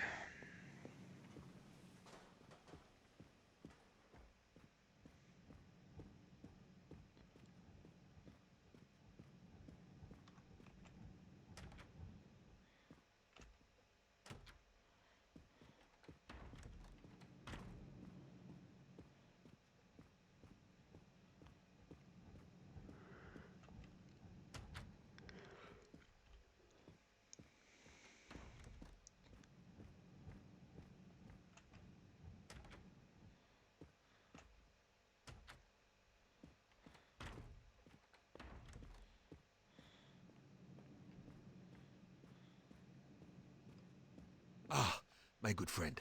Come in. We have need of you. What has occurred? A passenger lies dead in his bed. Stabbed. A passenger? Which passenger? In there. He's an American. A man called Ratchet. It was his valet, Masterman, who was worried that Mr. Ratchet was not awake yet. Pierre Michel, the conductor, decided to break in and found the body. I see. Well, my friend, I think it is best not to touch anything and wait for the police to arrive. Oh, I tried to call the police, but there is no cell tower for many kilometers. We could be stuck in the snow for hours. The murderer is with us. On the train, now! The sooner we catch him, the sooner we'll be out of danger. The Dr. Constantine is already examining the body. Mon ami, this is not a missing train ticket. We must follow procedure. We must wait for the police to secure the crime scene. Please, Poirot. I will take full responsibility. Book, you ask. Well, if we cannot contact the outside world, then... Oh, you are going to drive me crazy. In truth, this problem intrigues me. I was reflecting not half an hour ago that many hours of boredom lay ahead whilst we are stuck here. And now, a problem lies ready to my hand. You accept then? C'est entendu. You place the matter in my hands. Okay. Good. We are all at your service. This is the room right here.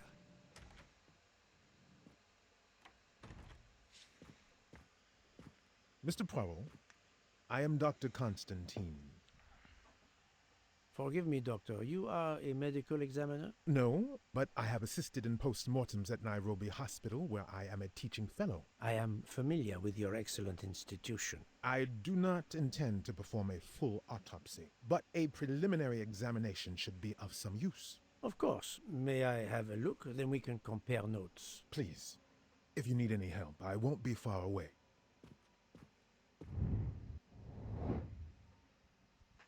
Okay.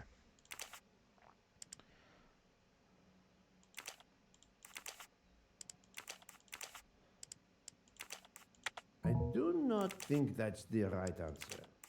I must admit I'm not right this time. No, not good.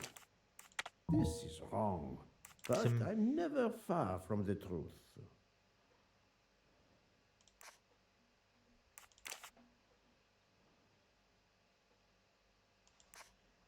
Mr. Poirot, I am Dr. Constantine. Forgive me, Doctor. You are a medical examiner? No, but I have assisted in post-mortems at Nairobi Hospital, where I am a teaching fellow. I am familiar with your excellent institution. I do not intend to perform a full autopsy, but a preliminary examination should be of some use. Of course. May I have a look? Then we can compare. Think, Poirot. That is not a good answer. No, not good. I must admit I'm not right this time. Think, Poirot, that is not a good answer. This is wrong, but I'm never far from the truth. Nairobi. That sounds like it's from Kenya. Nairobi. Where he said. The 89? I do not think that's the right answer. I must admit I'm not right this time. He's not on medical exam, he said he is assisted.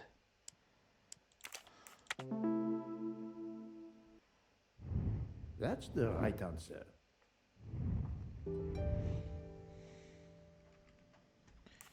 I'm sorry, Doctor, but I must question you. Of course. I must be considered under suspicion like everyone else. May I know your movements last night? I share compartment 101 with Mr. Book. He would not stop talking about his beloved train. I listened to him for hours talking about his Orient Express. My friend Book will no doubt confirm this. Did you know the victim? Not at all. I noticed him last night at dinner, but I did not pay much attention. Did you touch anything in here this morning? I checked for a pulse. There was none. Rigor mortis had commenced. The body was cool to the touch. I touched nothing else. What can you tell me about the victim? He died from multiple stab wounds of varying angles and depth. More than one would have been fatal. I would place the time of death roughly between midnight and 2 a.m. With more time, I hope I can be more precise. I assume the open window complicates matters. Indeed. Conditions are not perfect. Okay. Thank you for your help, Doctor. Yeah, this was in the demo.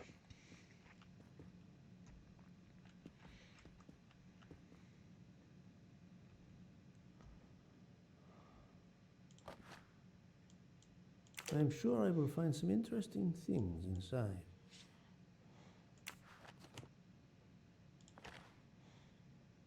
This phone was deliberately smashed. Turn that around, you get an iPhone 12.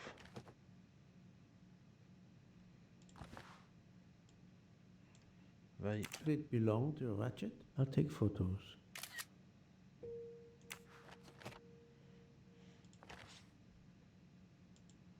A handkerchief. There's a letter H embroidered on it.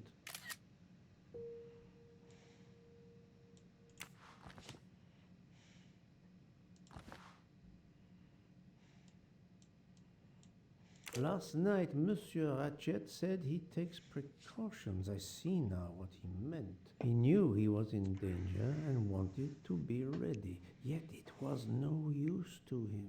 I will leave it here for the police.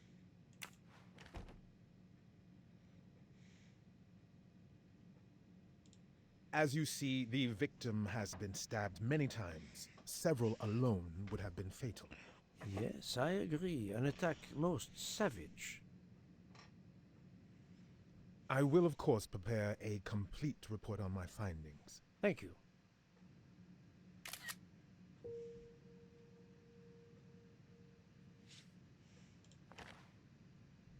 The watch is broken. The hands are stopped at 1:15 a.m. One would expect that to be the time when the attack occurred.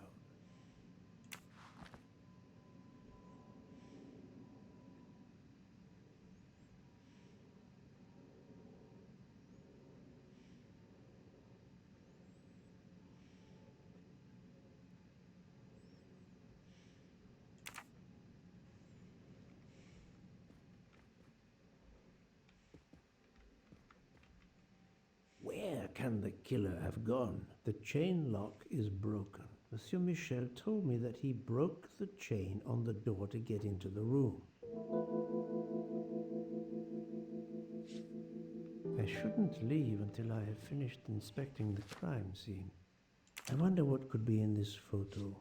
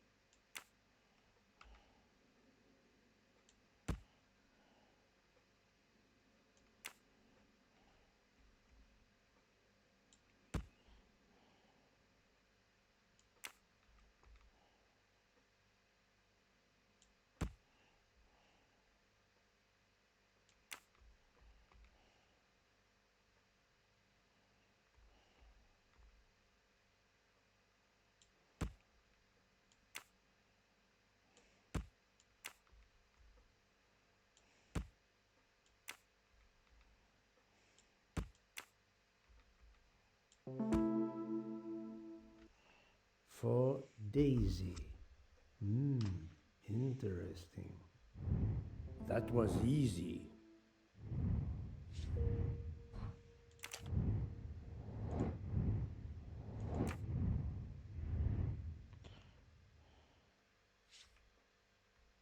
The snow is falling only lightly this morning. The murderer would have left tracks in the snow if he had jumped out the window.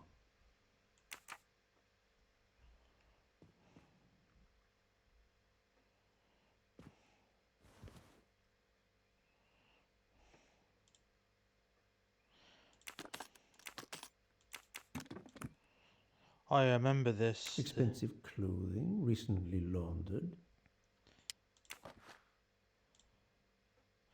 Yeah, I remember Not this. exactly the reading material one would expect of a man like Ratchet. Alice was walking in the forest of 1,000 flowers. She picked 10. Left 990. So 2000. So 1990.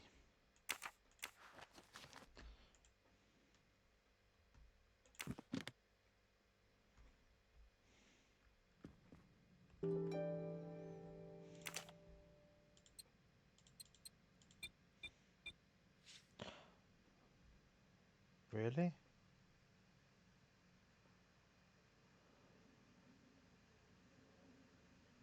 Oh no.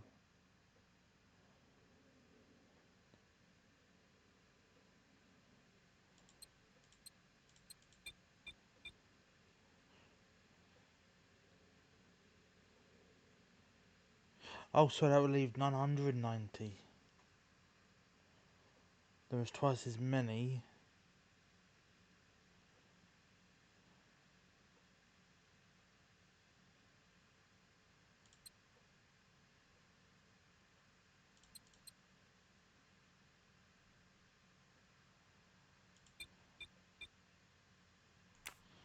Let me read that thing again.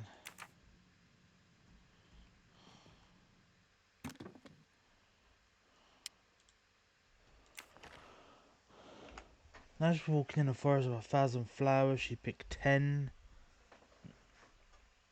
Oh, 10, okay.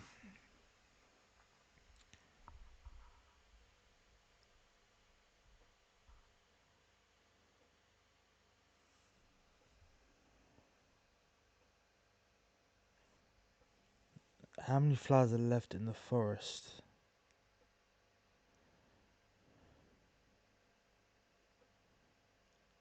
So that's 990.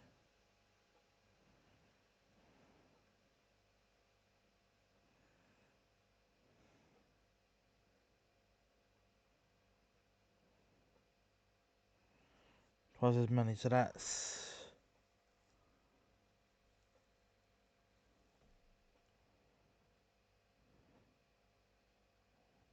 1,800.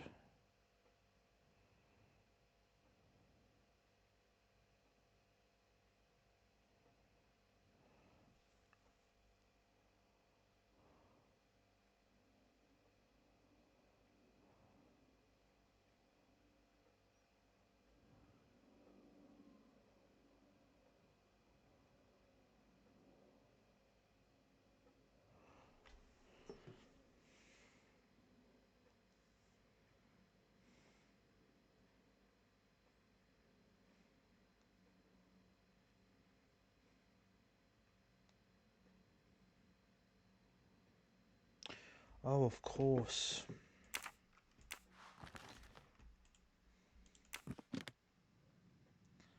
$19.80.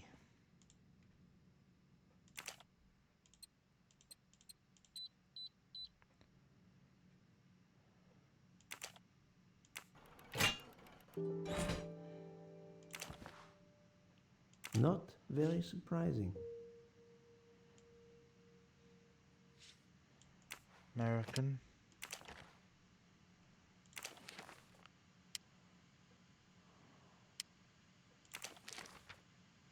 Oh, was it? Oh no, that was two.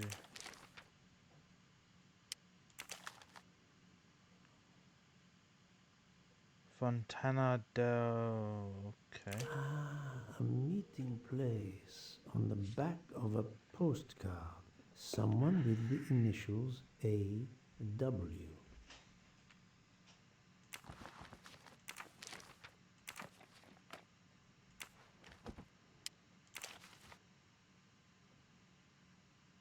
Each person. Unusual letter, this.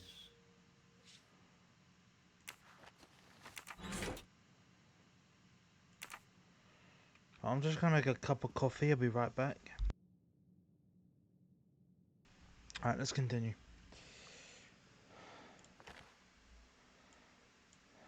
A box of sleeping pills.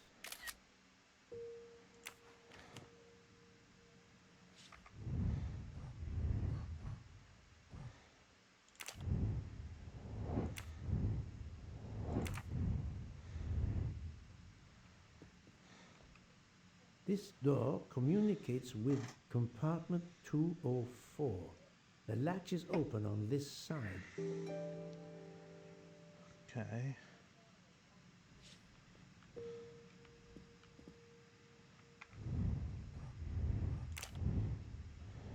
Okay.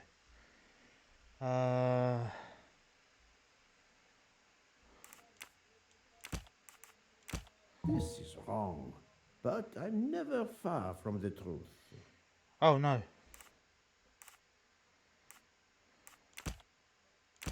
Think, Poirot. That is not a good answer.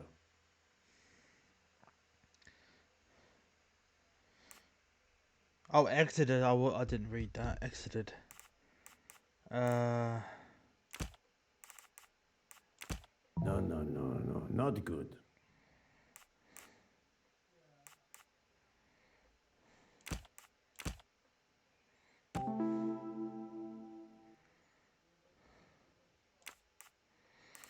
Okay, select elements.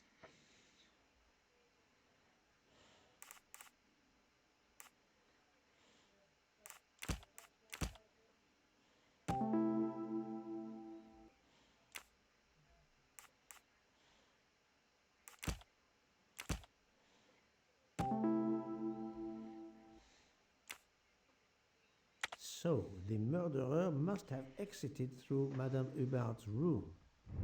My little grey cells did not let me down. She did say someone was in her room.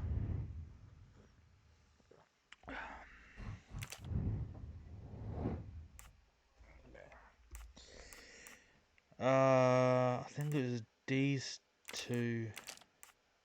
Think, Poirot. That is not a good answer. I do not think that's the right answer. Of course, because she was in the other room. I'm right again. That happens to me a lot.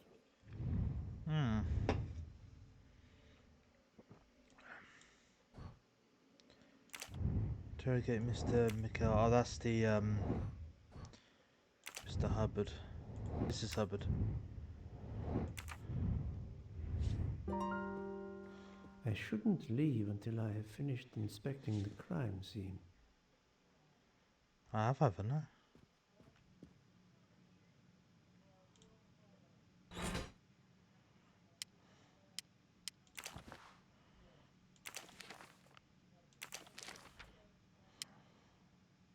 Oh. Ratchet had an appointment he will never keep.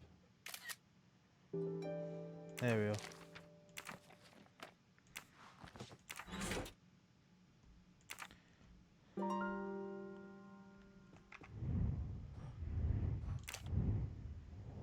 Okay. Select 2 elements that will help uncover what happened the night of the murder.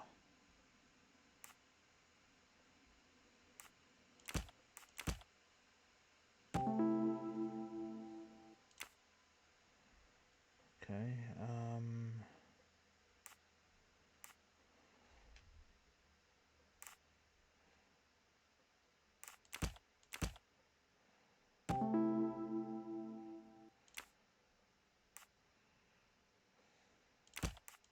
I do not think that's the right answer.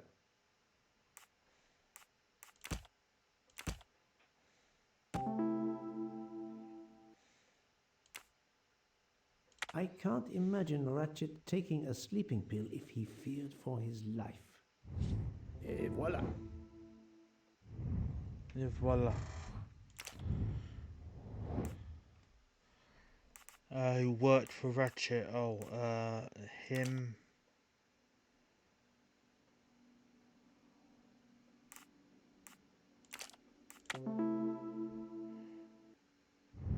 I'm right again. That happens to me a lot. Okay.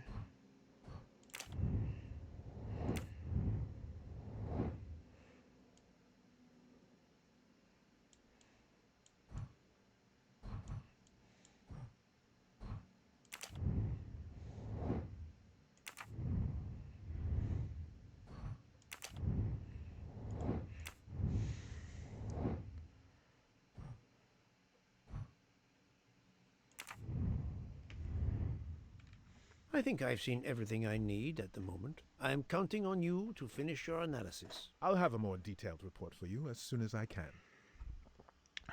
Okay. So, Poirot, did you find anything out?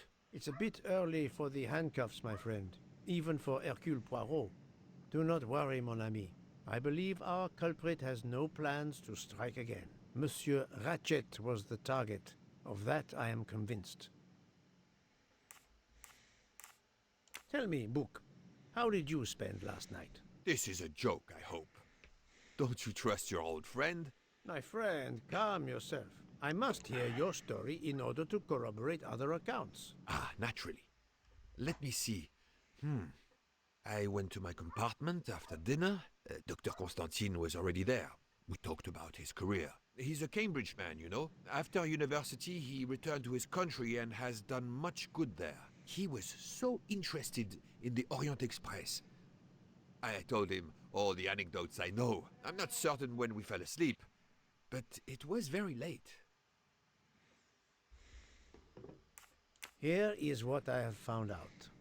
Monsieur Ratchet was stabbed many times. I also found threatening letters in his safe. He had a loaded gun under his pillow, so he was on guard, ready to defend himself. However, there was an empty glass with white residue at the bottom. I suspect a barbiturate.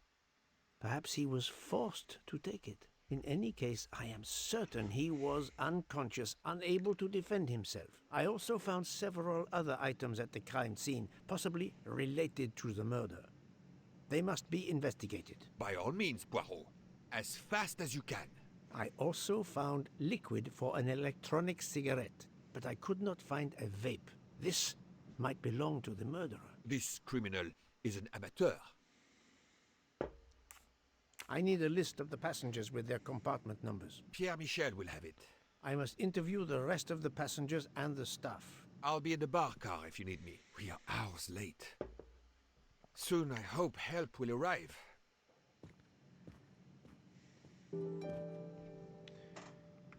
Okay.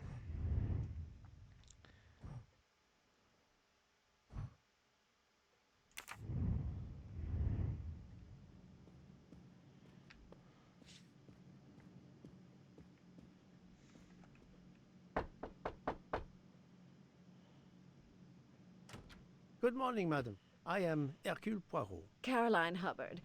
What can I do for you, Mr. Poirot? I am the bearer of unfortunate news. It's obvious with all the commotion that something has happened. Madame Hubbard, I am afraid your neighbor, Monsieur Ratchet, was murdered last night. Oh my God! I knew it! I knew it! I would like to ask you some questions, but first, may I inspect your room? Of course, yes, you must.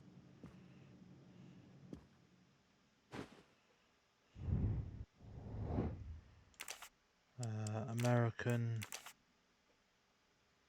I'll say she's a housewife and I'll say she's 60. My little gray cells did not let me down.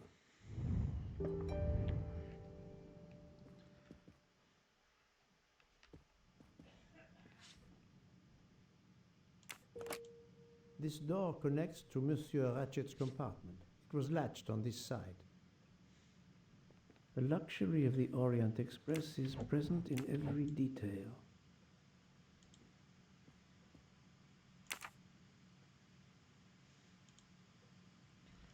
Which means I've not finished yet.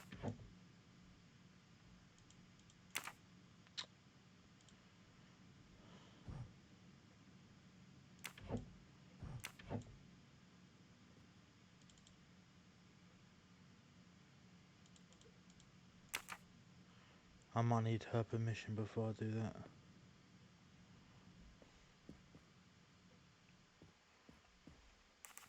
Madame, please tell me about last night. The murderer was right here in my compartment.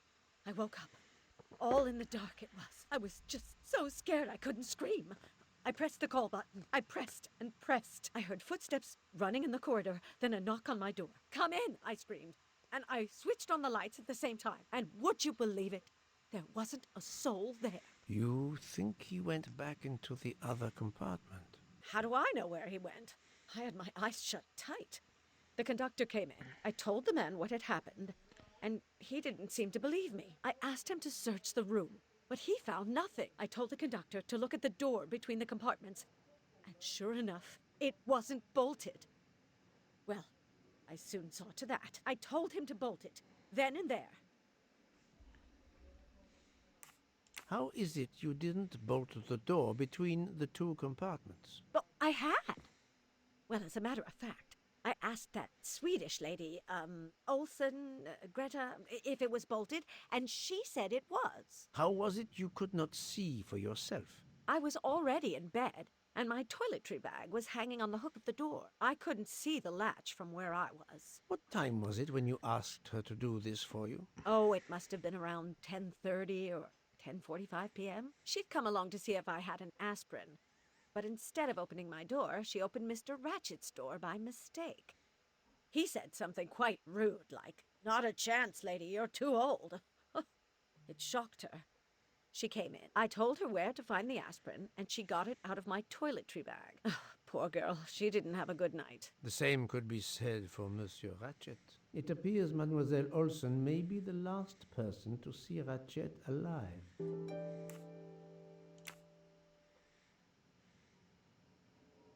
Is this your handkerchief?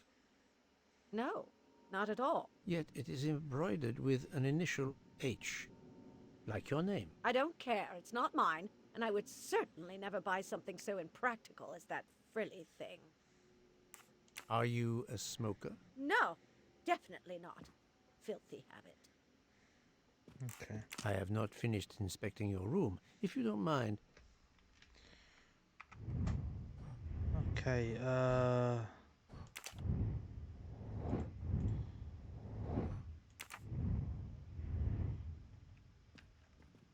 Oh. Here is a jacket button.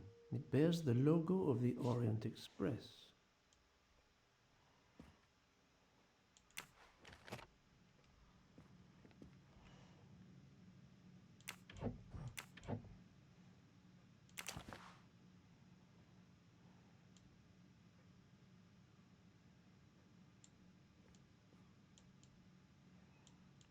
Oh, I can't do anything with it. Really?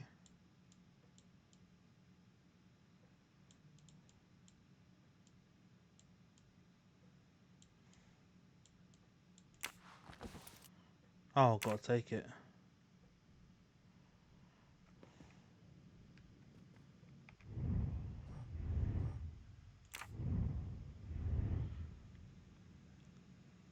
Bits639, thank you for the follow.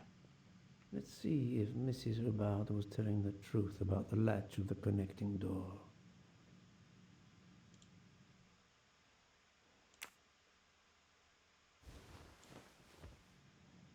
This hook is probably where Mrs. Hubbard hung her toiletry bag. I can see the latch very well from here, even with the toiletry bag attached. I'll have to clear that up with Mrs. Hubbard.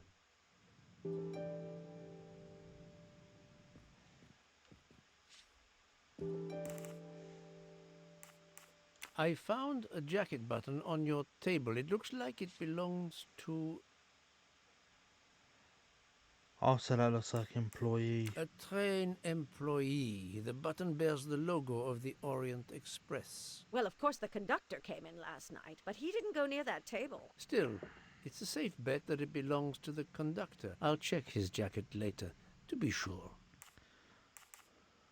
Mrs. Hubbard, you told me that the door connecting the two compartments was closed, correct? Yes, it was, as I told you. I was already in bed and my toiletry bag was hanging on the hook of the door. I couldn't see the latch from where I was. That's why I asked Miss Olson to check if it was closed.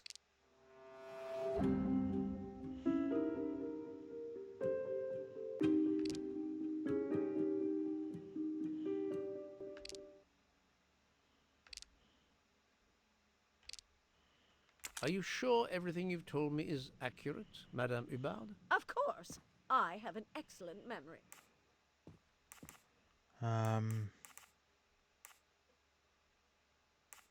Mrs. Hubbard, I tested putting your toiletry bag on the door hook as you told me. From your bed, you can easily see the latch on the door. The toiletry bag does not hide the latch at all. Are you saying I'm lying? It may have been stuck somehow in a different position, or I may not have seen it in the darkness. Or I didn't think to look, you irritating man. Details matter, madame. A man has been most savagely murdered. You will excuse me if I attempt to separate the truth from the false. Forget my toiletry bag and focus on who entered my compartment. Probably after killing Mr. Ratchet. Madame Hubbard is a force to be reckoned with, but I suspect I'm not done with her. No. Thank you for your assistance, madame. Okay, what's next?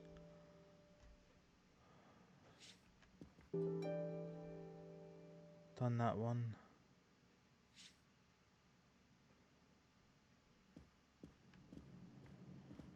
I think it's...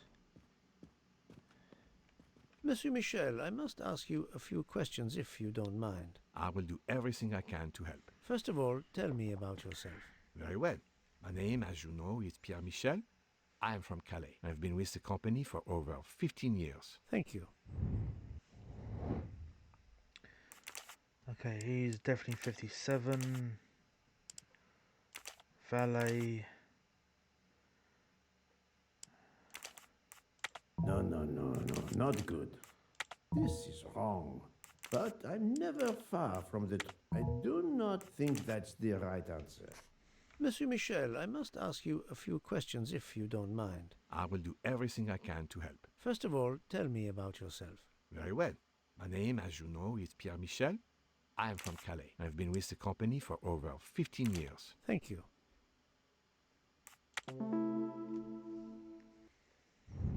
Et voilà.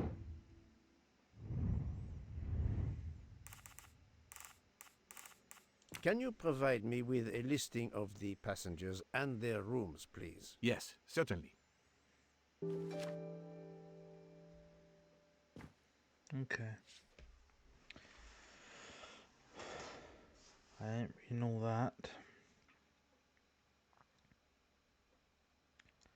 So Rudolph Odreny is the only person with 2 places. Are you a smoker? Indeed. Do you smoke e-cigarettes? No. Tobacco only. I would like to reconstruct with your help the events of last night. Monsieur Ratchet retired to bed. When? Almost immediately after dinner, sir. Actually, before we left Belgrade. Did anybody go into his compartment after that? His valet, monsieur.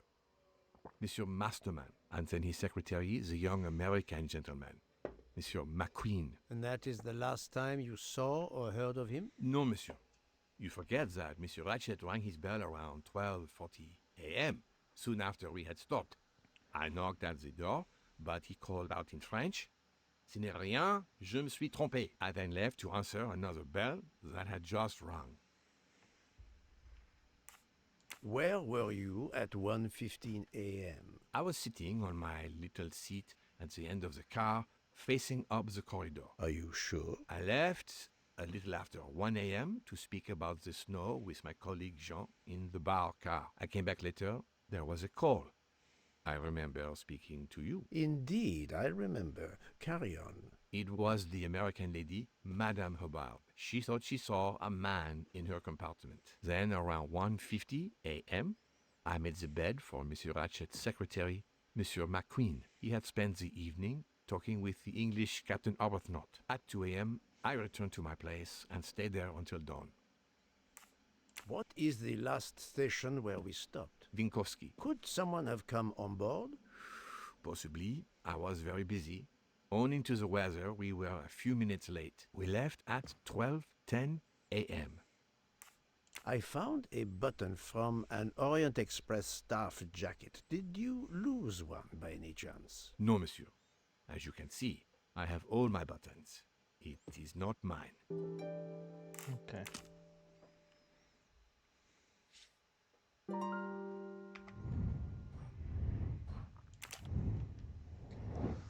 Okay,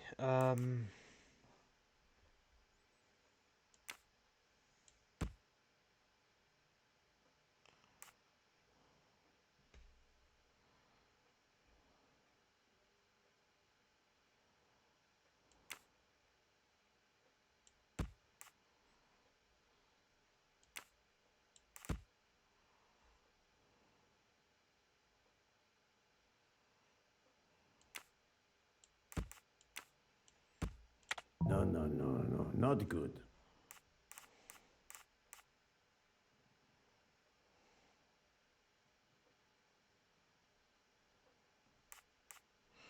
oh, hang on a minute.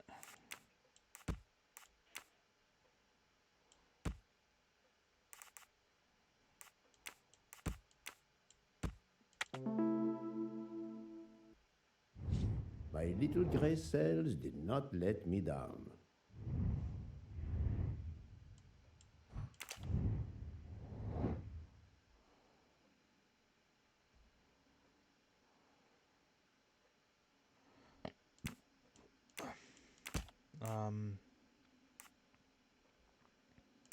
I do not think that's the right answer.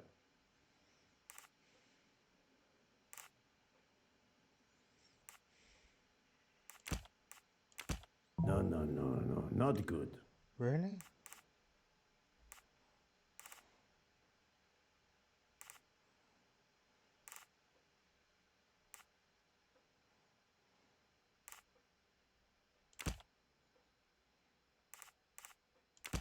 Think, Poirot. That is not a good answer. Select two elements to help deduce that how the killer avoid being seen. Okay.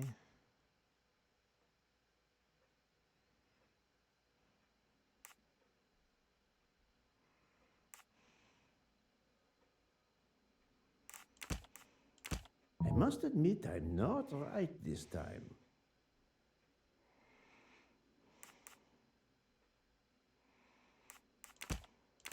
This is wrong, but I'm never far from the truth.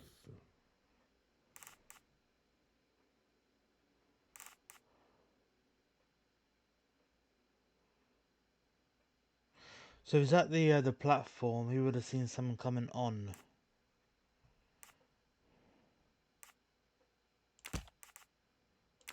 I do not think that's the right answer. This is wrong, but I'm never far from the truth.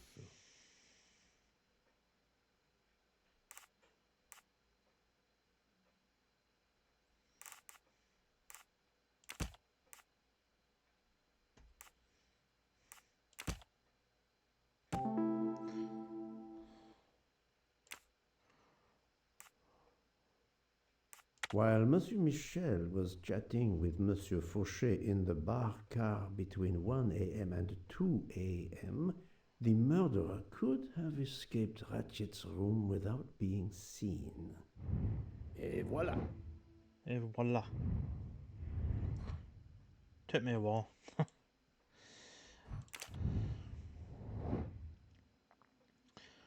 um.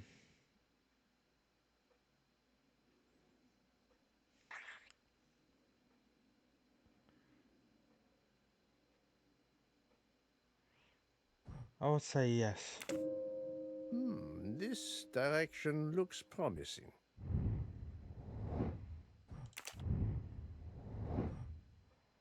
I would say no. According to the information I have, this is a solid choice.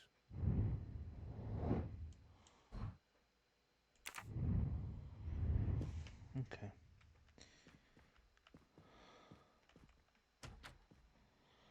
I think this is where I stopped the demo as well.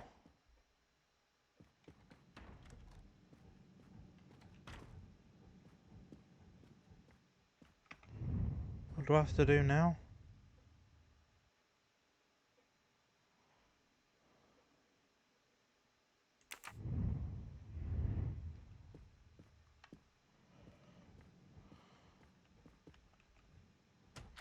Maybe I have to go back to that room.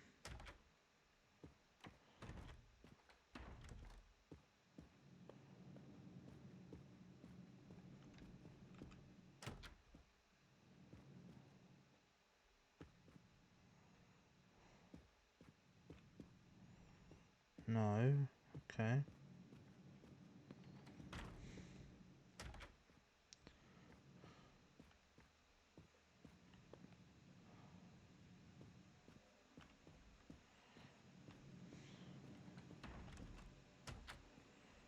This is my room.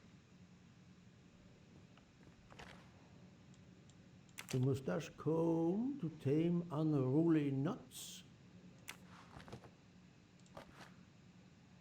The finest of curling irons for the mustache.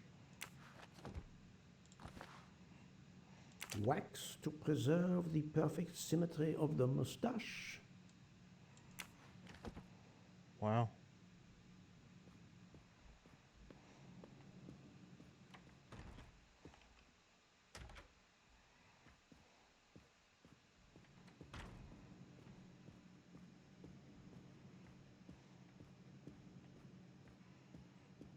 So none of these are here. Monsieur Edward Masterman, I believe. May I ask you some questions? I can barely talk.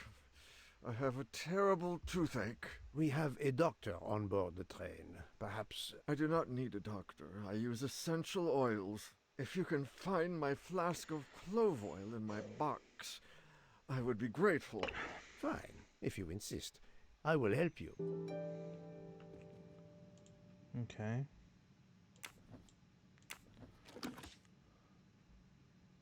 By the smell, I think that the jojoba oil spilled on the other bottles, leaving their labels illegible. I must find another way to find which one is Masterman's toothache remedy. The weighing scale is soaked in jojoba oil. It's unusable. He wanted a clove oil, didn't he? So... Ah, this old scale will do the job. To start, I must first arrange the vials from the lightest to the heaviest. Okay, so...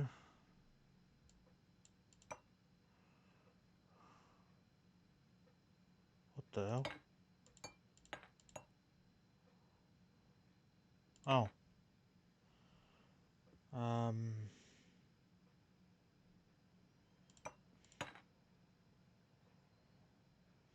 Two...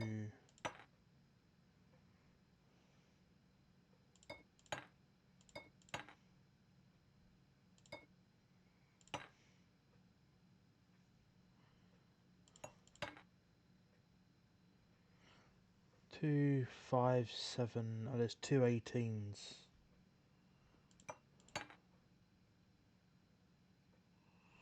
That to me looks like the smallest.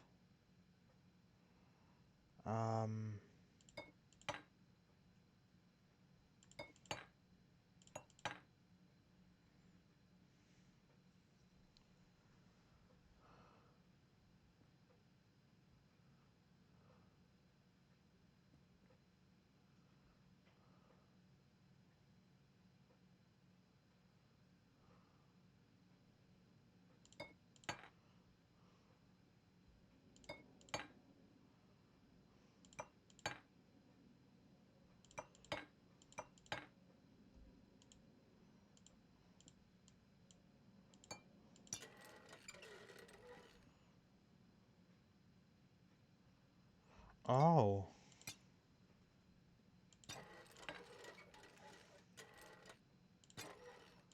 I thought that. Okay.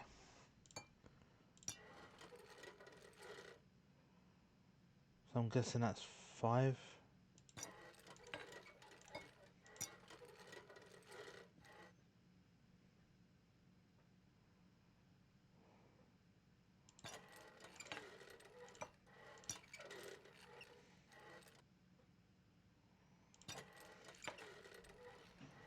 Ah, so 24 is the heaviest.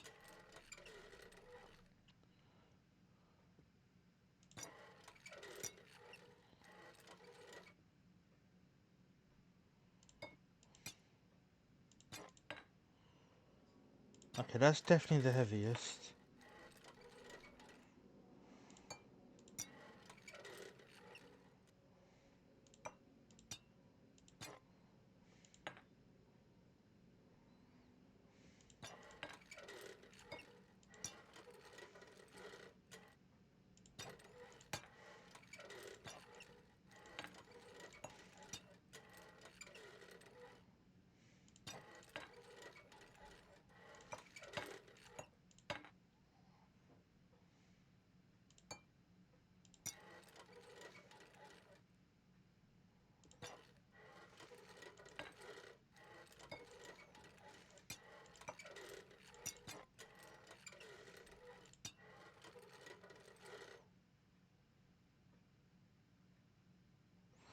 Oh, that's heavier than that one.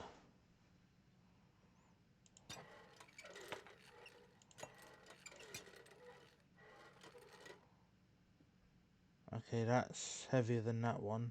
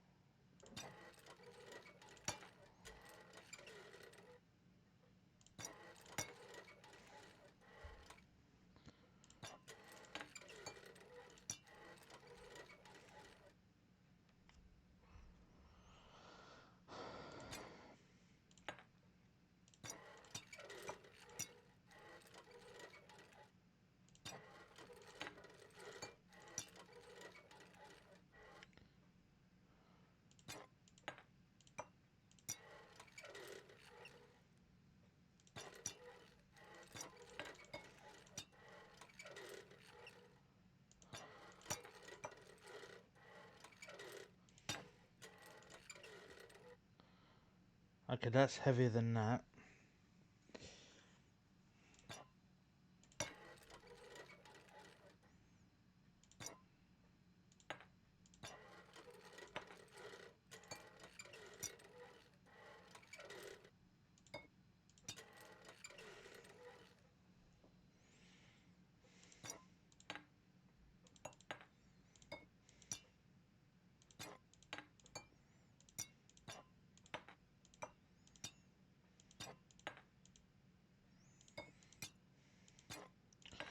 Okay, so that's definitely the heaviest. So that goes here.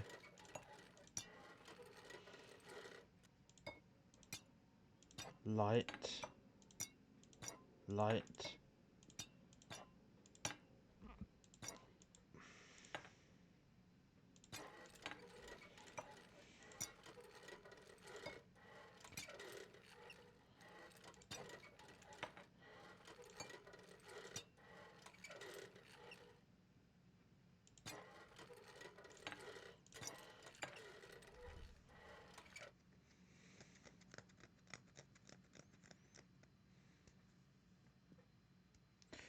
Okay, 2 meals won't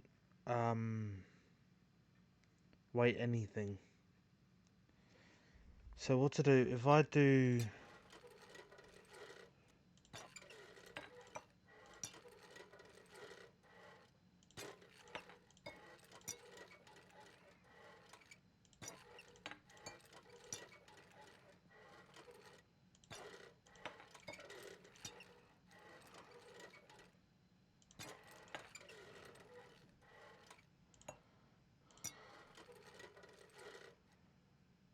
Okay, that's light. That's also light. Light.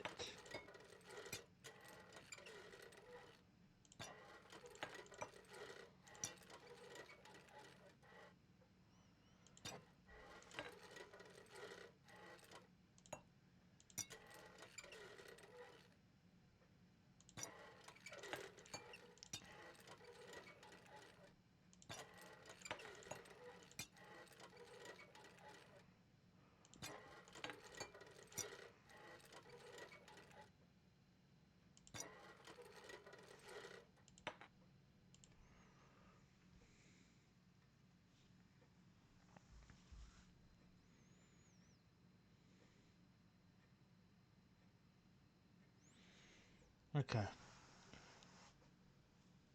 Okay, lemon, gonna guess is this one here. Clove is normally green. Almond.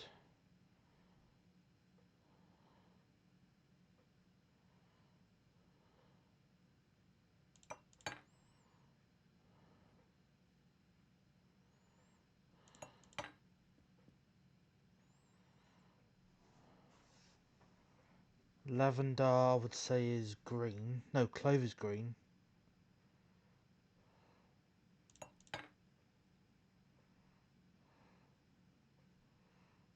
One, two, three, four, five, six. 1, 2, 3, 4. Oh, there's only 5 there. So one's broken.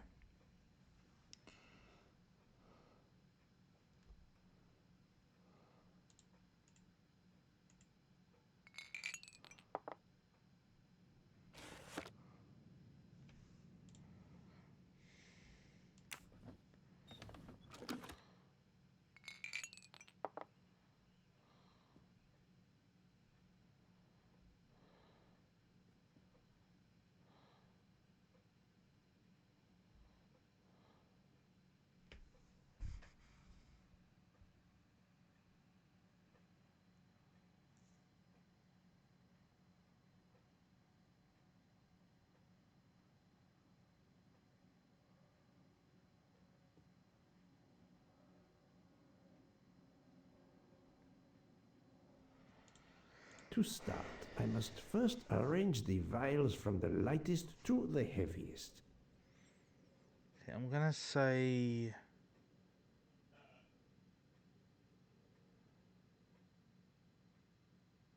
And there's 2 18s as well.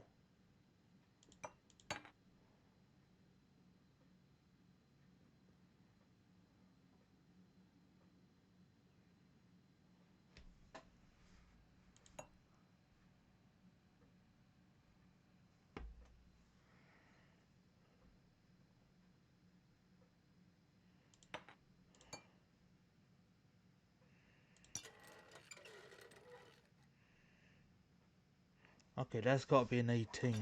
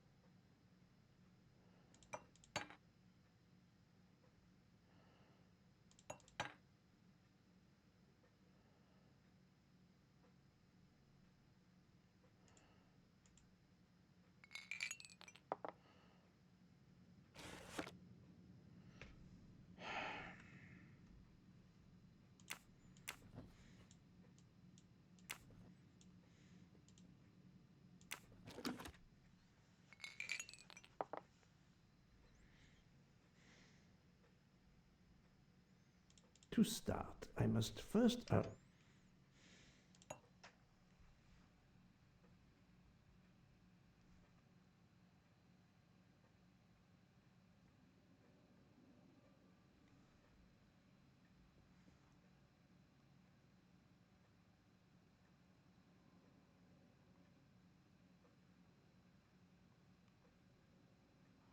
I think that might be lavender.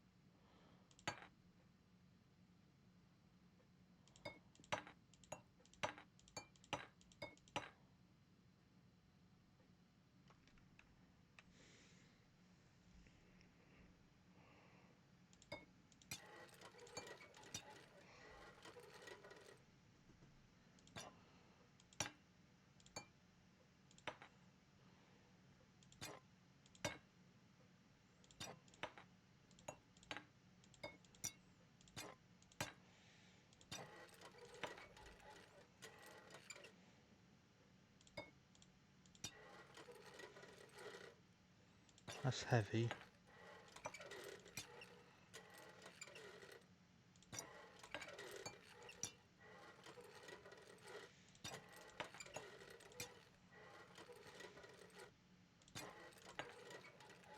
How the fuck do these scales work?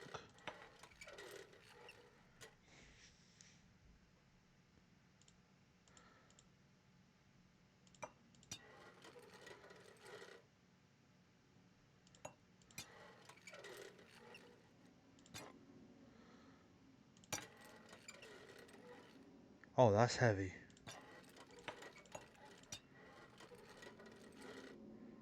That's light.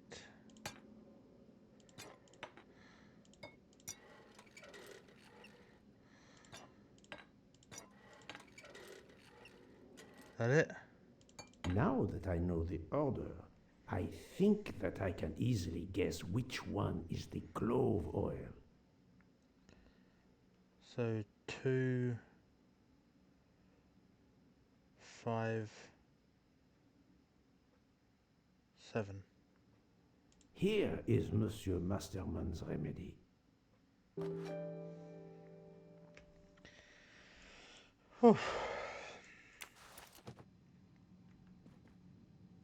Here is your remedy. I hope it will help. Thank you very much, sir.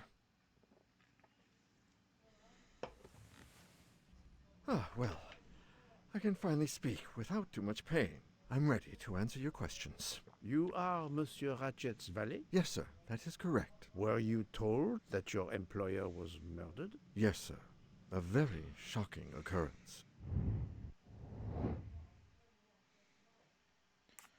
Sorry, 1 second.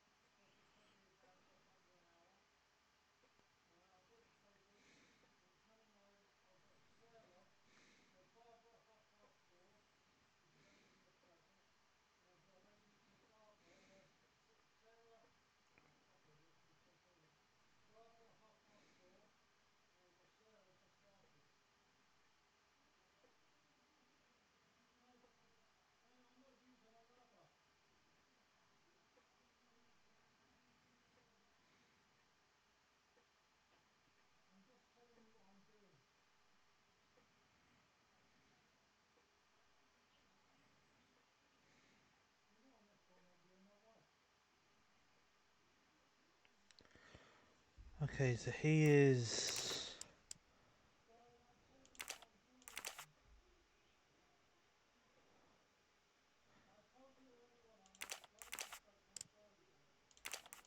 Think, Poirot, that is not... I must admit I'm not right. This is wrong. Really? But I'm never far from the truth. No, not good. I do not think that's the right answer.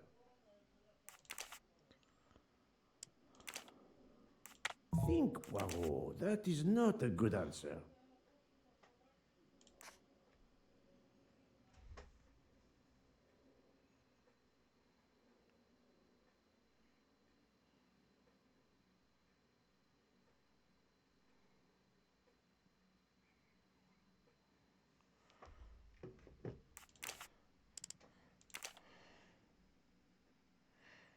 think he's a bit too old for 60.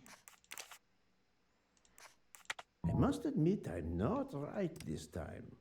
You are Monsieur Ratchet's valet? I was Yes, a sir. valet. This is correct. I'm right again. That happens to me a lot.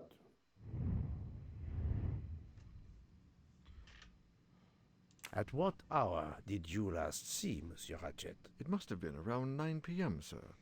That or a little after. I went to bed around 10:30 p.m., same as the person who shares my room, Mr. Foscarelli. He almost immediately began snoring. What did you do then?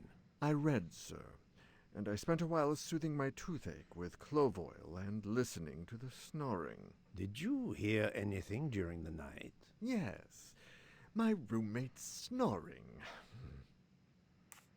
Are you a smoker? Yes, sir. I have a cigarette now and then to relax. Tell me about your employer, Monsieur Ratchet. I've been working for him for 9 months. I should not wish to speak ill of the dead, but he was not a gentleman, sir. Did you know that he had enemies? Yes, sir.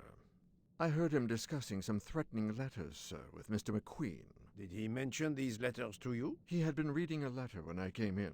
He asked me if I was the one who put it in his compartment. I told him that I had done no such thing, and he should report it to the police at the next station. How did he respond? He laughed, sir. You're joking. I do not joke, sir. Forgive me, I can see you do not. Was he taking sleeping pills? Always when traveling by train, sir. He said he couldn't sleep otherwise. Last night he asked me to give him 2. I did so, along with a glass of water. He dissolved them in the water. Did you see him drink the water? No, sir. I left right after I gave him the pills. Was Monsieur Ratchet a smoker? No. He finds smokers disgusting. Can you tell me again why you gave sleeping pills to Monsieur Ratchet? Yes, I gave him the pills because when he takes the train, he has trouble sleeping. The letter must have worried him. He specifically asked me to prepare the sleeping pills. I didn't see him drink the water with the pills in it.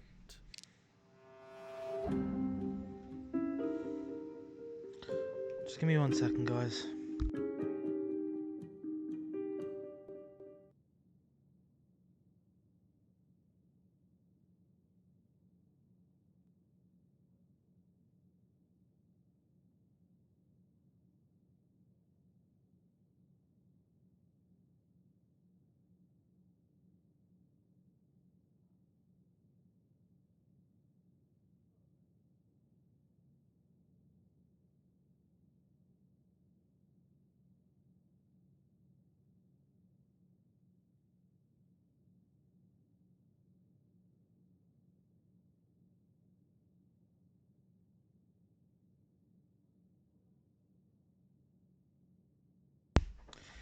Sorry about that, guys. A lot of people don't want you when you're not busy, and then when you are busy, they want you. Okay, Wish, when he takes the train, he has trouble sleeping.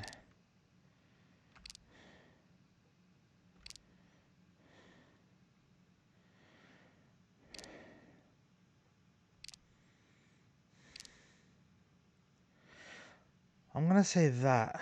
I see nothing to Oh, prove okay. he's lying. How you doing, Tobes?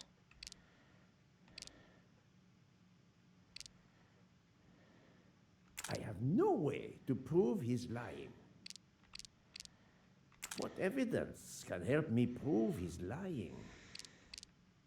Monsieur, I believe you are not telling me the truth.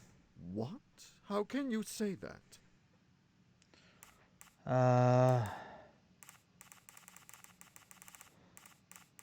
He received threatening letters. One, it seems, last night. Did you know he had a gun under his pillow?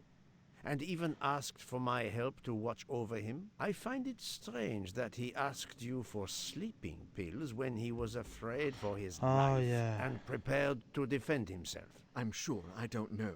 Maybe to calm his nerves, maybe out of habit. It makes no sense. Wait, please. Isn't it possible that Mr. Ratchet asked me to prepare the pills, but didn't plan to drink them for some reason? It is possible. But I am a student of character, monsieur, and the Monsieur Ratchet you describe is not the man I met. If you'll excuse me, my toothache is getting worse again. I'm afraid this time you must prepare your own clove oil. Mm-hmm.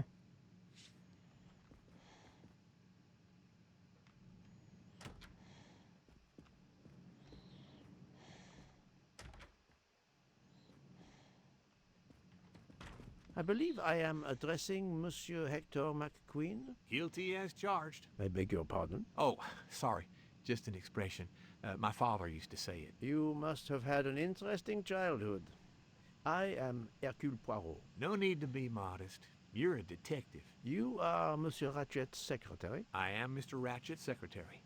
Just over a year. I mainly take care of translating certain texts for him. Mr. Ratchet only speaks English. Prepare yourself for a shock.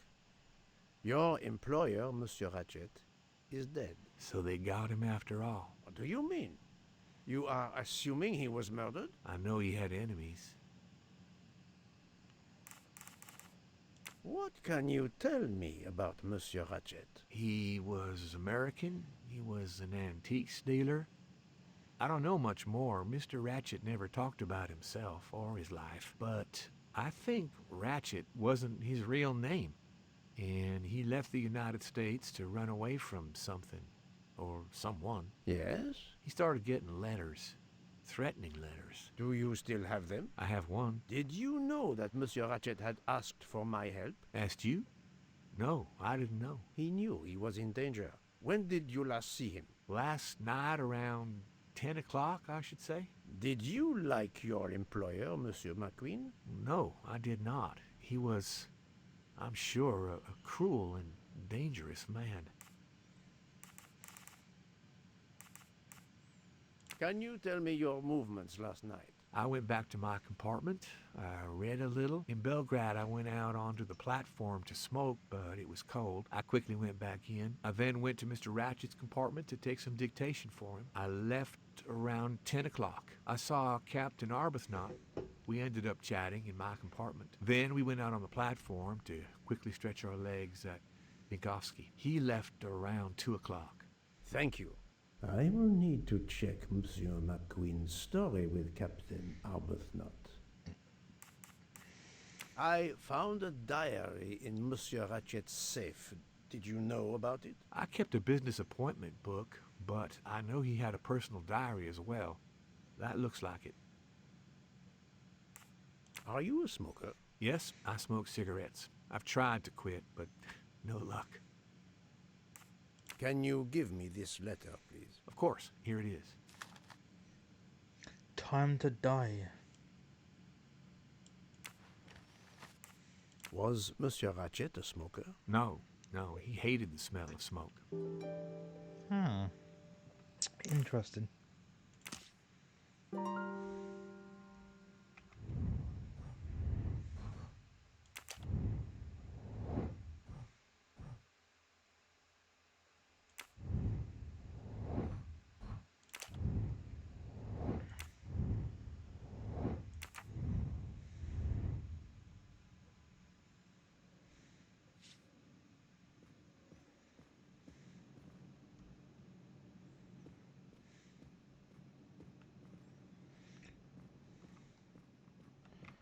Wait, it says there...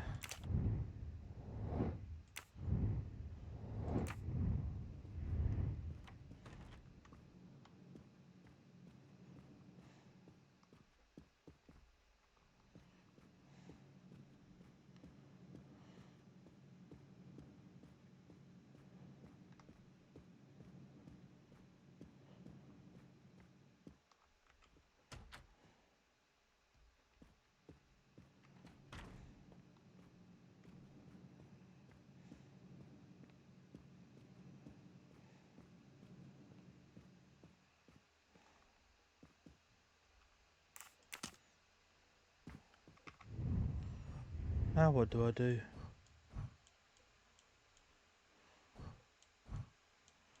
Oh, here we are.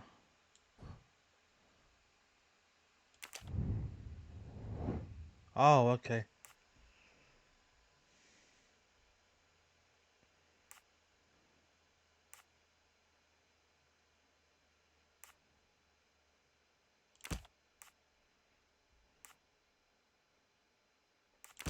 No, no, no, no, not good.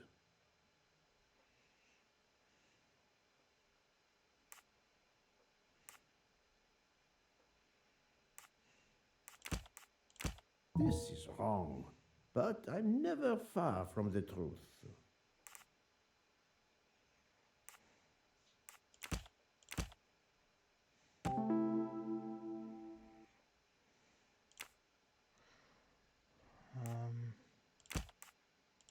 I do not think that's the right answer.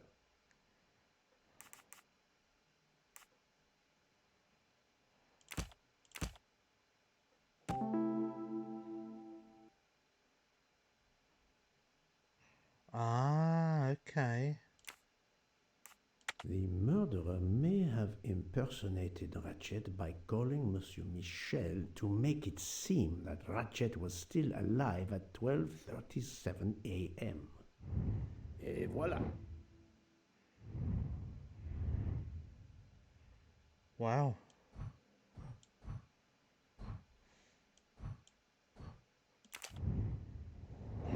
Ratchet takes sleeping pills and murderer.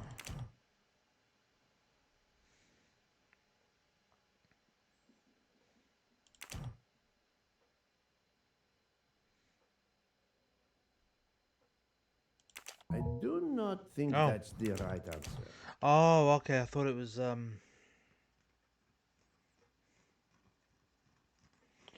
Okay, you definitely didn't kill him with a gun, so that's not true.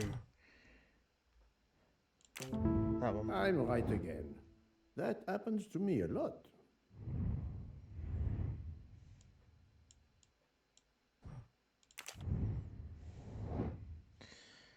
Uh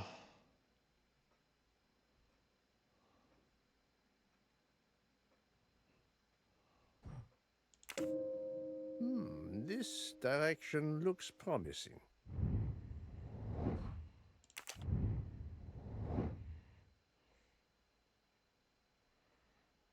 Yes. This is the most likely answer.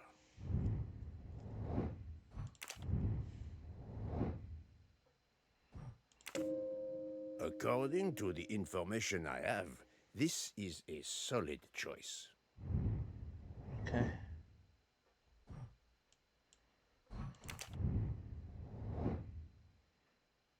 Mr. Book. Okay.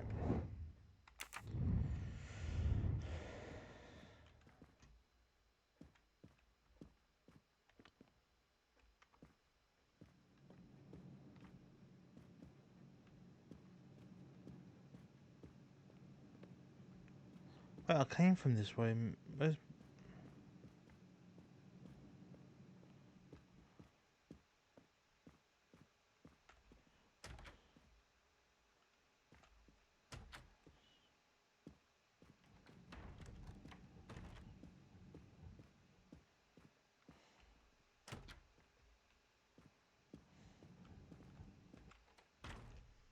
So, my friend, have you found our killer? Not yet, but I will tell you what I have learned. Please. Our assassin could have gotten on the train at Vinkovsky disguised as a conductor, entered Ratchet's room, and killed him. Then he walked out through Madame Hubbard's connecting door, where he lost a button from his jacket. He had to wait for Monsieur Michel to be absent. He waited too long. The train had left the station. He was trapped aboard. Indeed. He had opened the window to make it look that he'd escaped that way. However, if he waited until the train stopped again due to snow, his footprints would have been found. The murderer is still among us, on the train. There's a problem with the second-class toilets. What now? All morning passengers have been complaining that the door is locked, so I went to check. I knocked, but no one answered. I didn't think I should open it without speaking to you first. You did well, Monsieur Michel. Lead the way. I used my master key.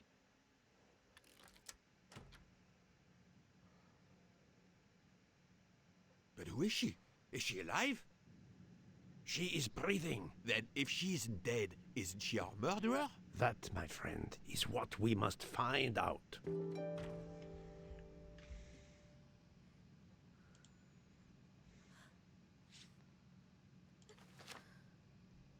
The ticket reads Joanna Locke, traveling in compartment 105. 105. Miss, can you hear me?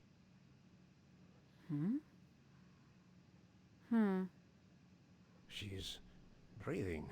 Her pulse is strong. There is no sign of physical violence. This woman is sleeping very soundly. This woman is sound asleep. Given her location, I would say she has been drugged and deposited here. Well, at least it's not another murder on my train.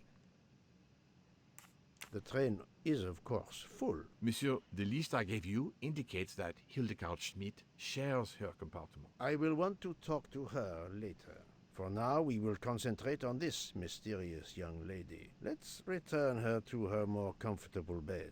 Good idea. Pierre, locate this woman's room and fetch the doctor. Yes, sir. I will question her when she wakes up. Please, let me know what you learn. Mademoiselle Locke's compartment is 105. I suggest we return her to her more comfortable bed. Yes, hopefully she will awaken soon.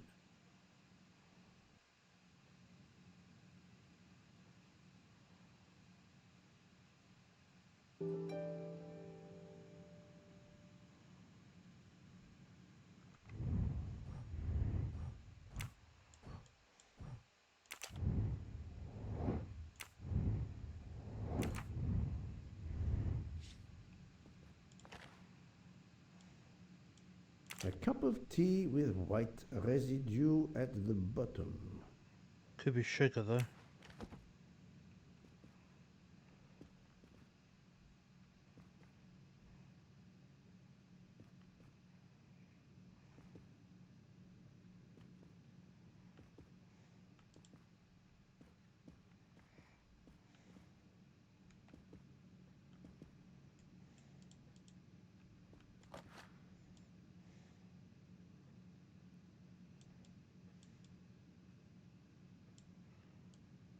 Nothing else.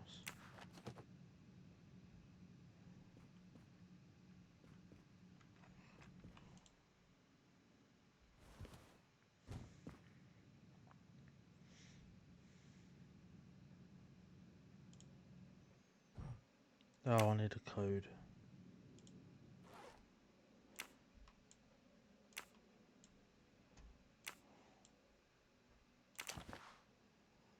A briefcase and a wagon-lit conductor's jacket.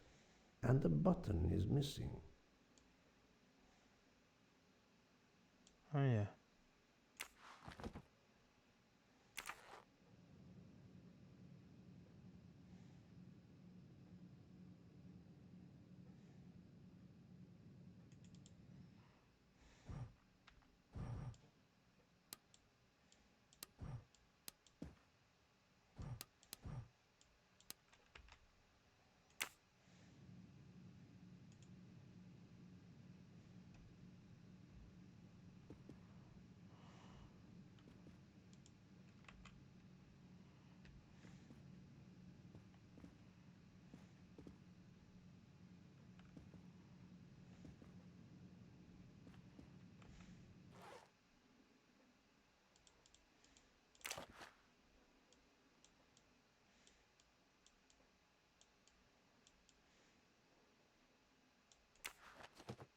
Nothing else in there.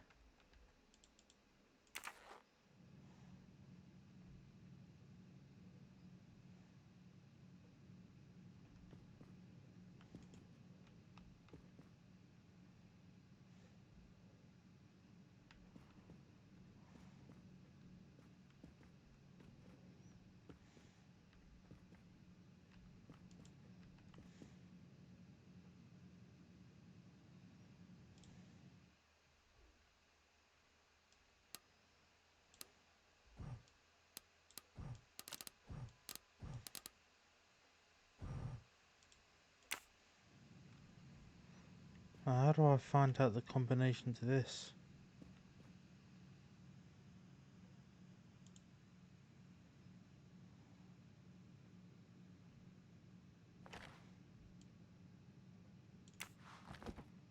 One, two, three.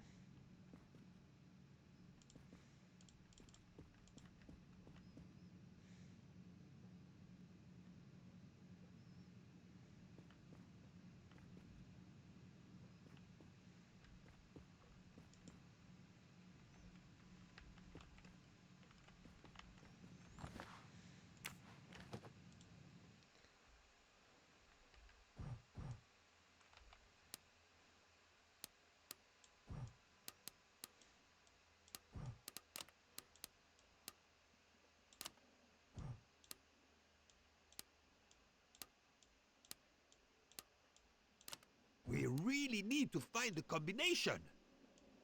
Poirot, I'm disappointed in you. I was certain you would have it by now. Have you tried 0000? Have you tried 1, 2, 3, 4? If you need a break, I can ask Jean to make you some coffee. But of course you know what you're doing. It is Shut up. trapped, is it? So, Poirot, any luck so far? No, that's mine. I never remember my passwords, so I make them easy ones. Poirot, what if the briefcase is booby-trapped? If you need a break, I can ask Jean to make you some coffee. We really need to find the combination. Poirot, what if the briefcase is booby-trapped? Book, silent like a mouse, please. I'm sorry. You're right. I'll be quiet now. You need to concentrate. I will not utter another word. Not one. Book, there will be another murder on the Orient Express in a moment.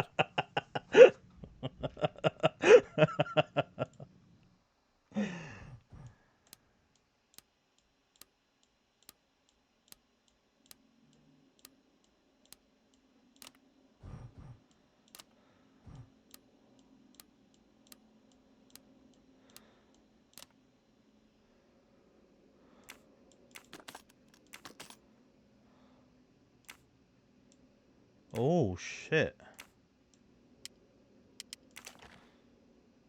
She has a gun. Come, Poirot. Criminals are often known to carry one. Ratchet was stabbed, not shot. But then why take it on the train?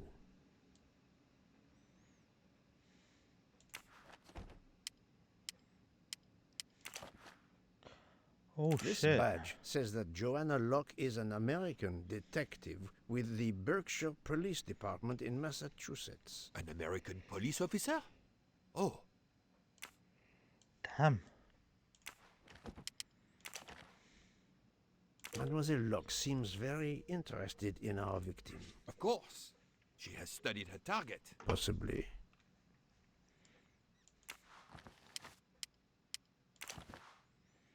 Her driver's license confirms her identity. She is American. These are fake IDs. It's certain.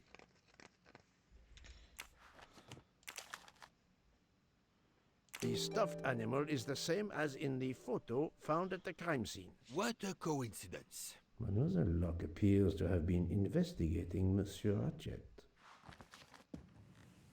Look, she's waking up. Thanks to you, I would not be surprised if our murder victim were also waking up. What?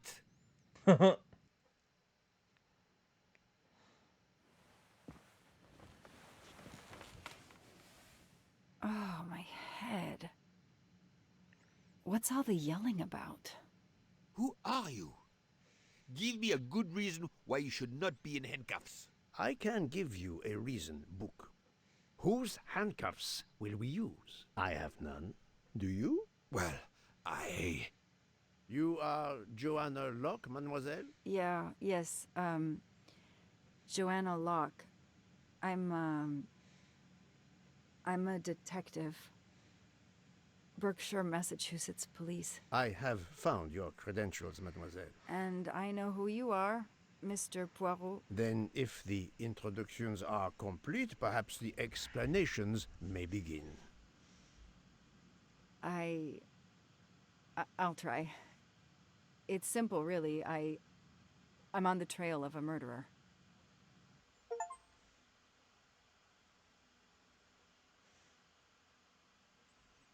I had just been promoted to detective after 5 years on patrol. It was my first time on a major case. It had been a month since Daisy Armstrong was kidnapped. The Armstrongs were desperate for some sign of hope. I was there only for paperwork, to fill in some blanks. Okay.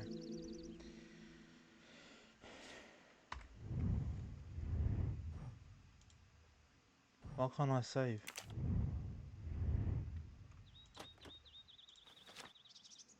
A topographical map, often more important than a road map in these mountains. Head in today, Tobes.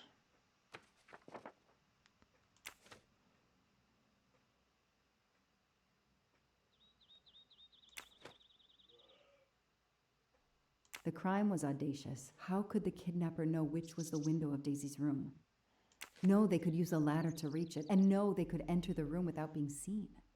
The investigation is now part of a pile of investigations, and my captain sent me here just to dot some I's and cross some T's. The misspellings are clearly on purpose, and they didn't return the child when the ransom was paid. How could the child be taken with so many people in the house?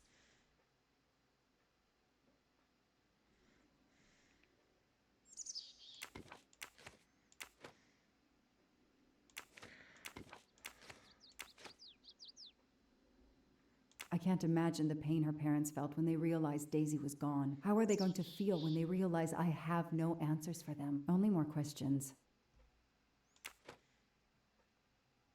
That's why I'm here. A damn computer glitch. Or somebody pushed delete instead of save. Whatever happened, we lost the nanny's deposition. So my entire contribution to the investigation is to take it again. The phone record of the night of the kidnapping. The last call was for 911.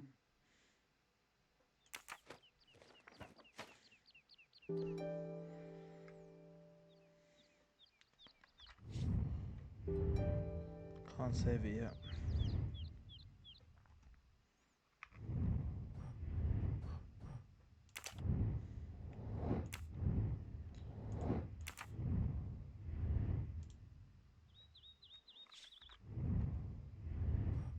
There we are, save.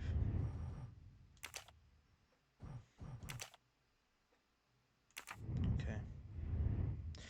Right, I'm going to end it there though. We'll do this in the next video. Thank you for watching, everyone. I enjoyed that. I'll definitely be continuing this tomorrow. But until next time, dudes, ladies and gents, thank you for being here. James, thank you very much for the raid. I will go ahead and raid out to Mo.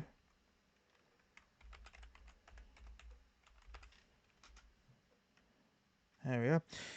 Alright, I'll catch everyone tomorrow. Thank you for watching. Hope you all have a lovely evening. And if you have managed to make it to the end of this video, hit that thumbs up and subscribe. Much appreciated. And I'll see everyone next time. Till then, see ya.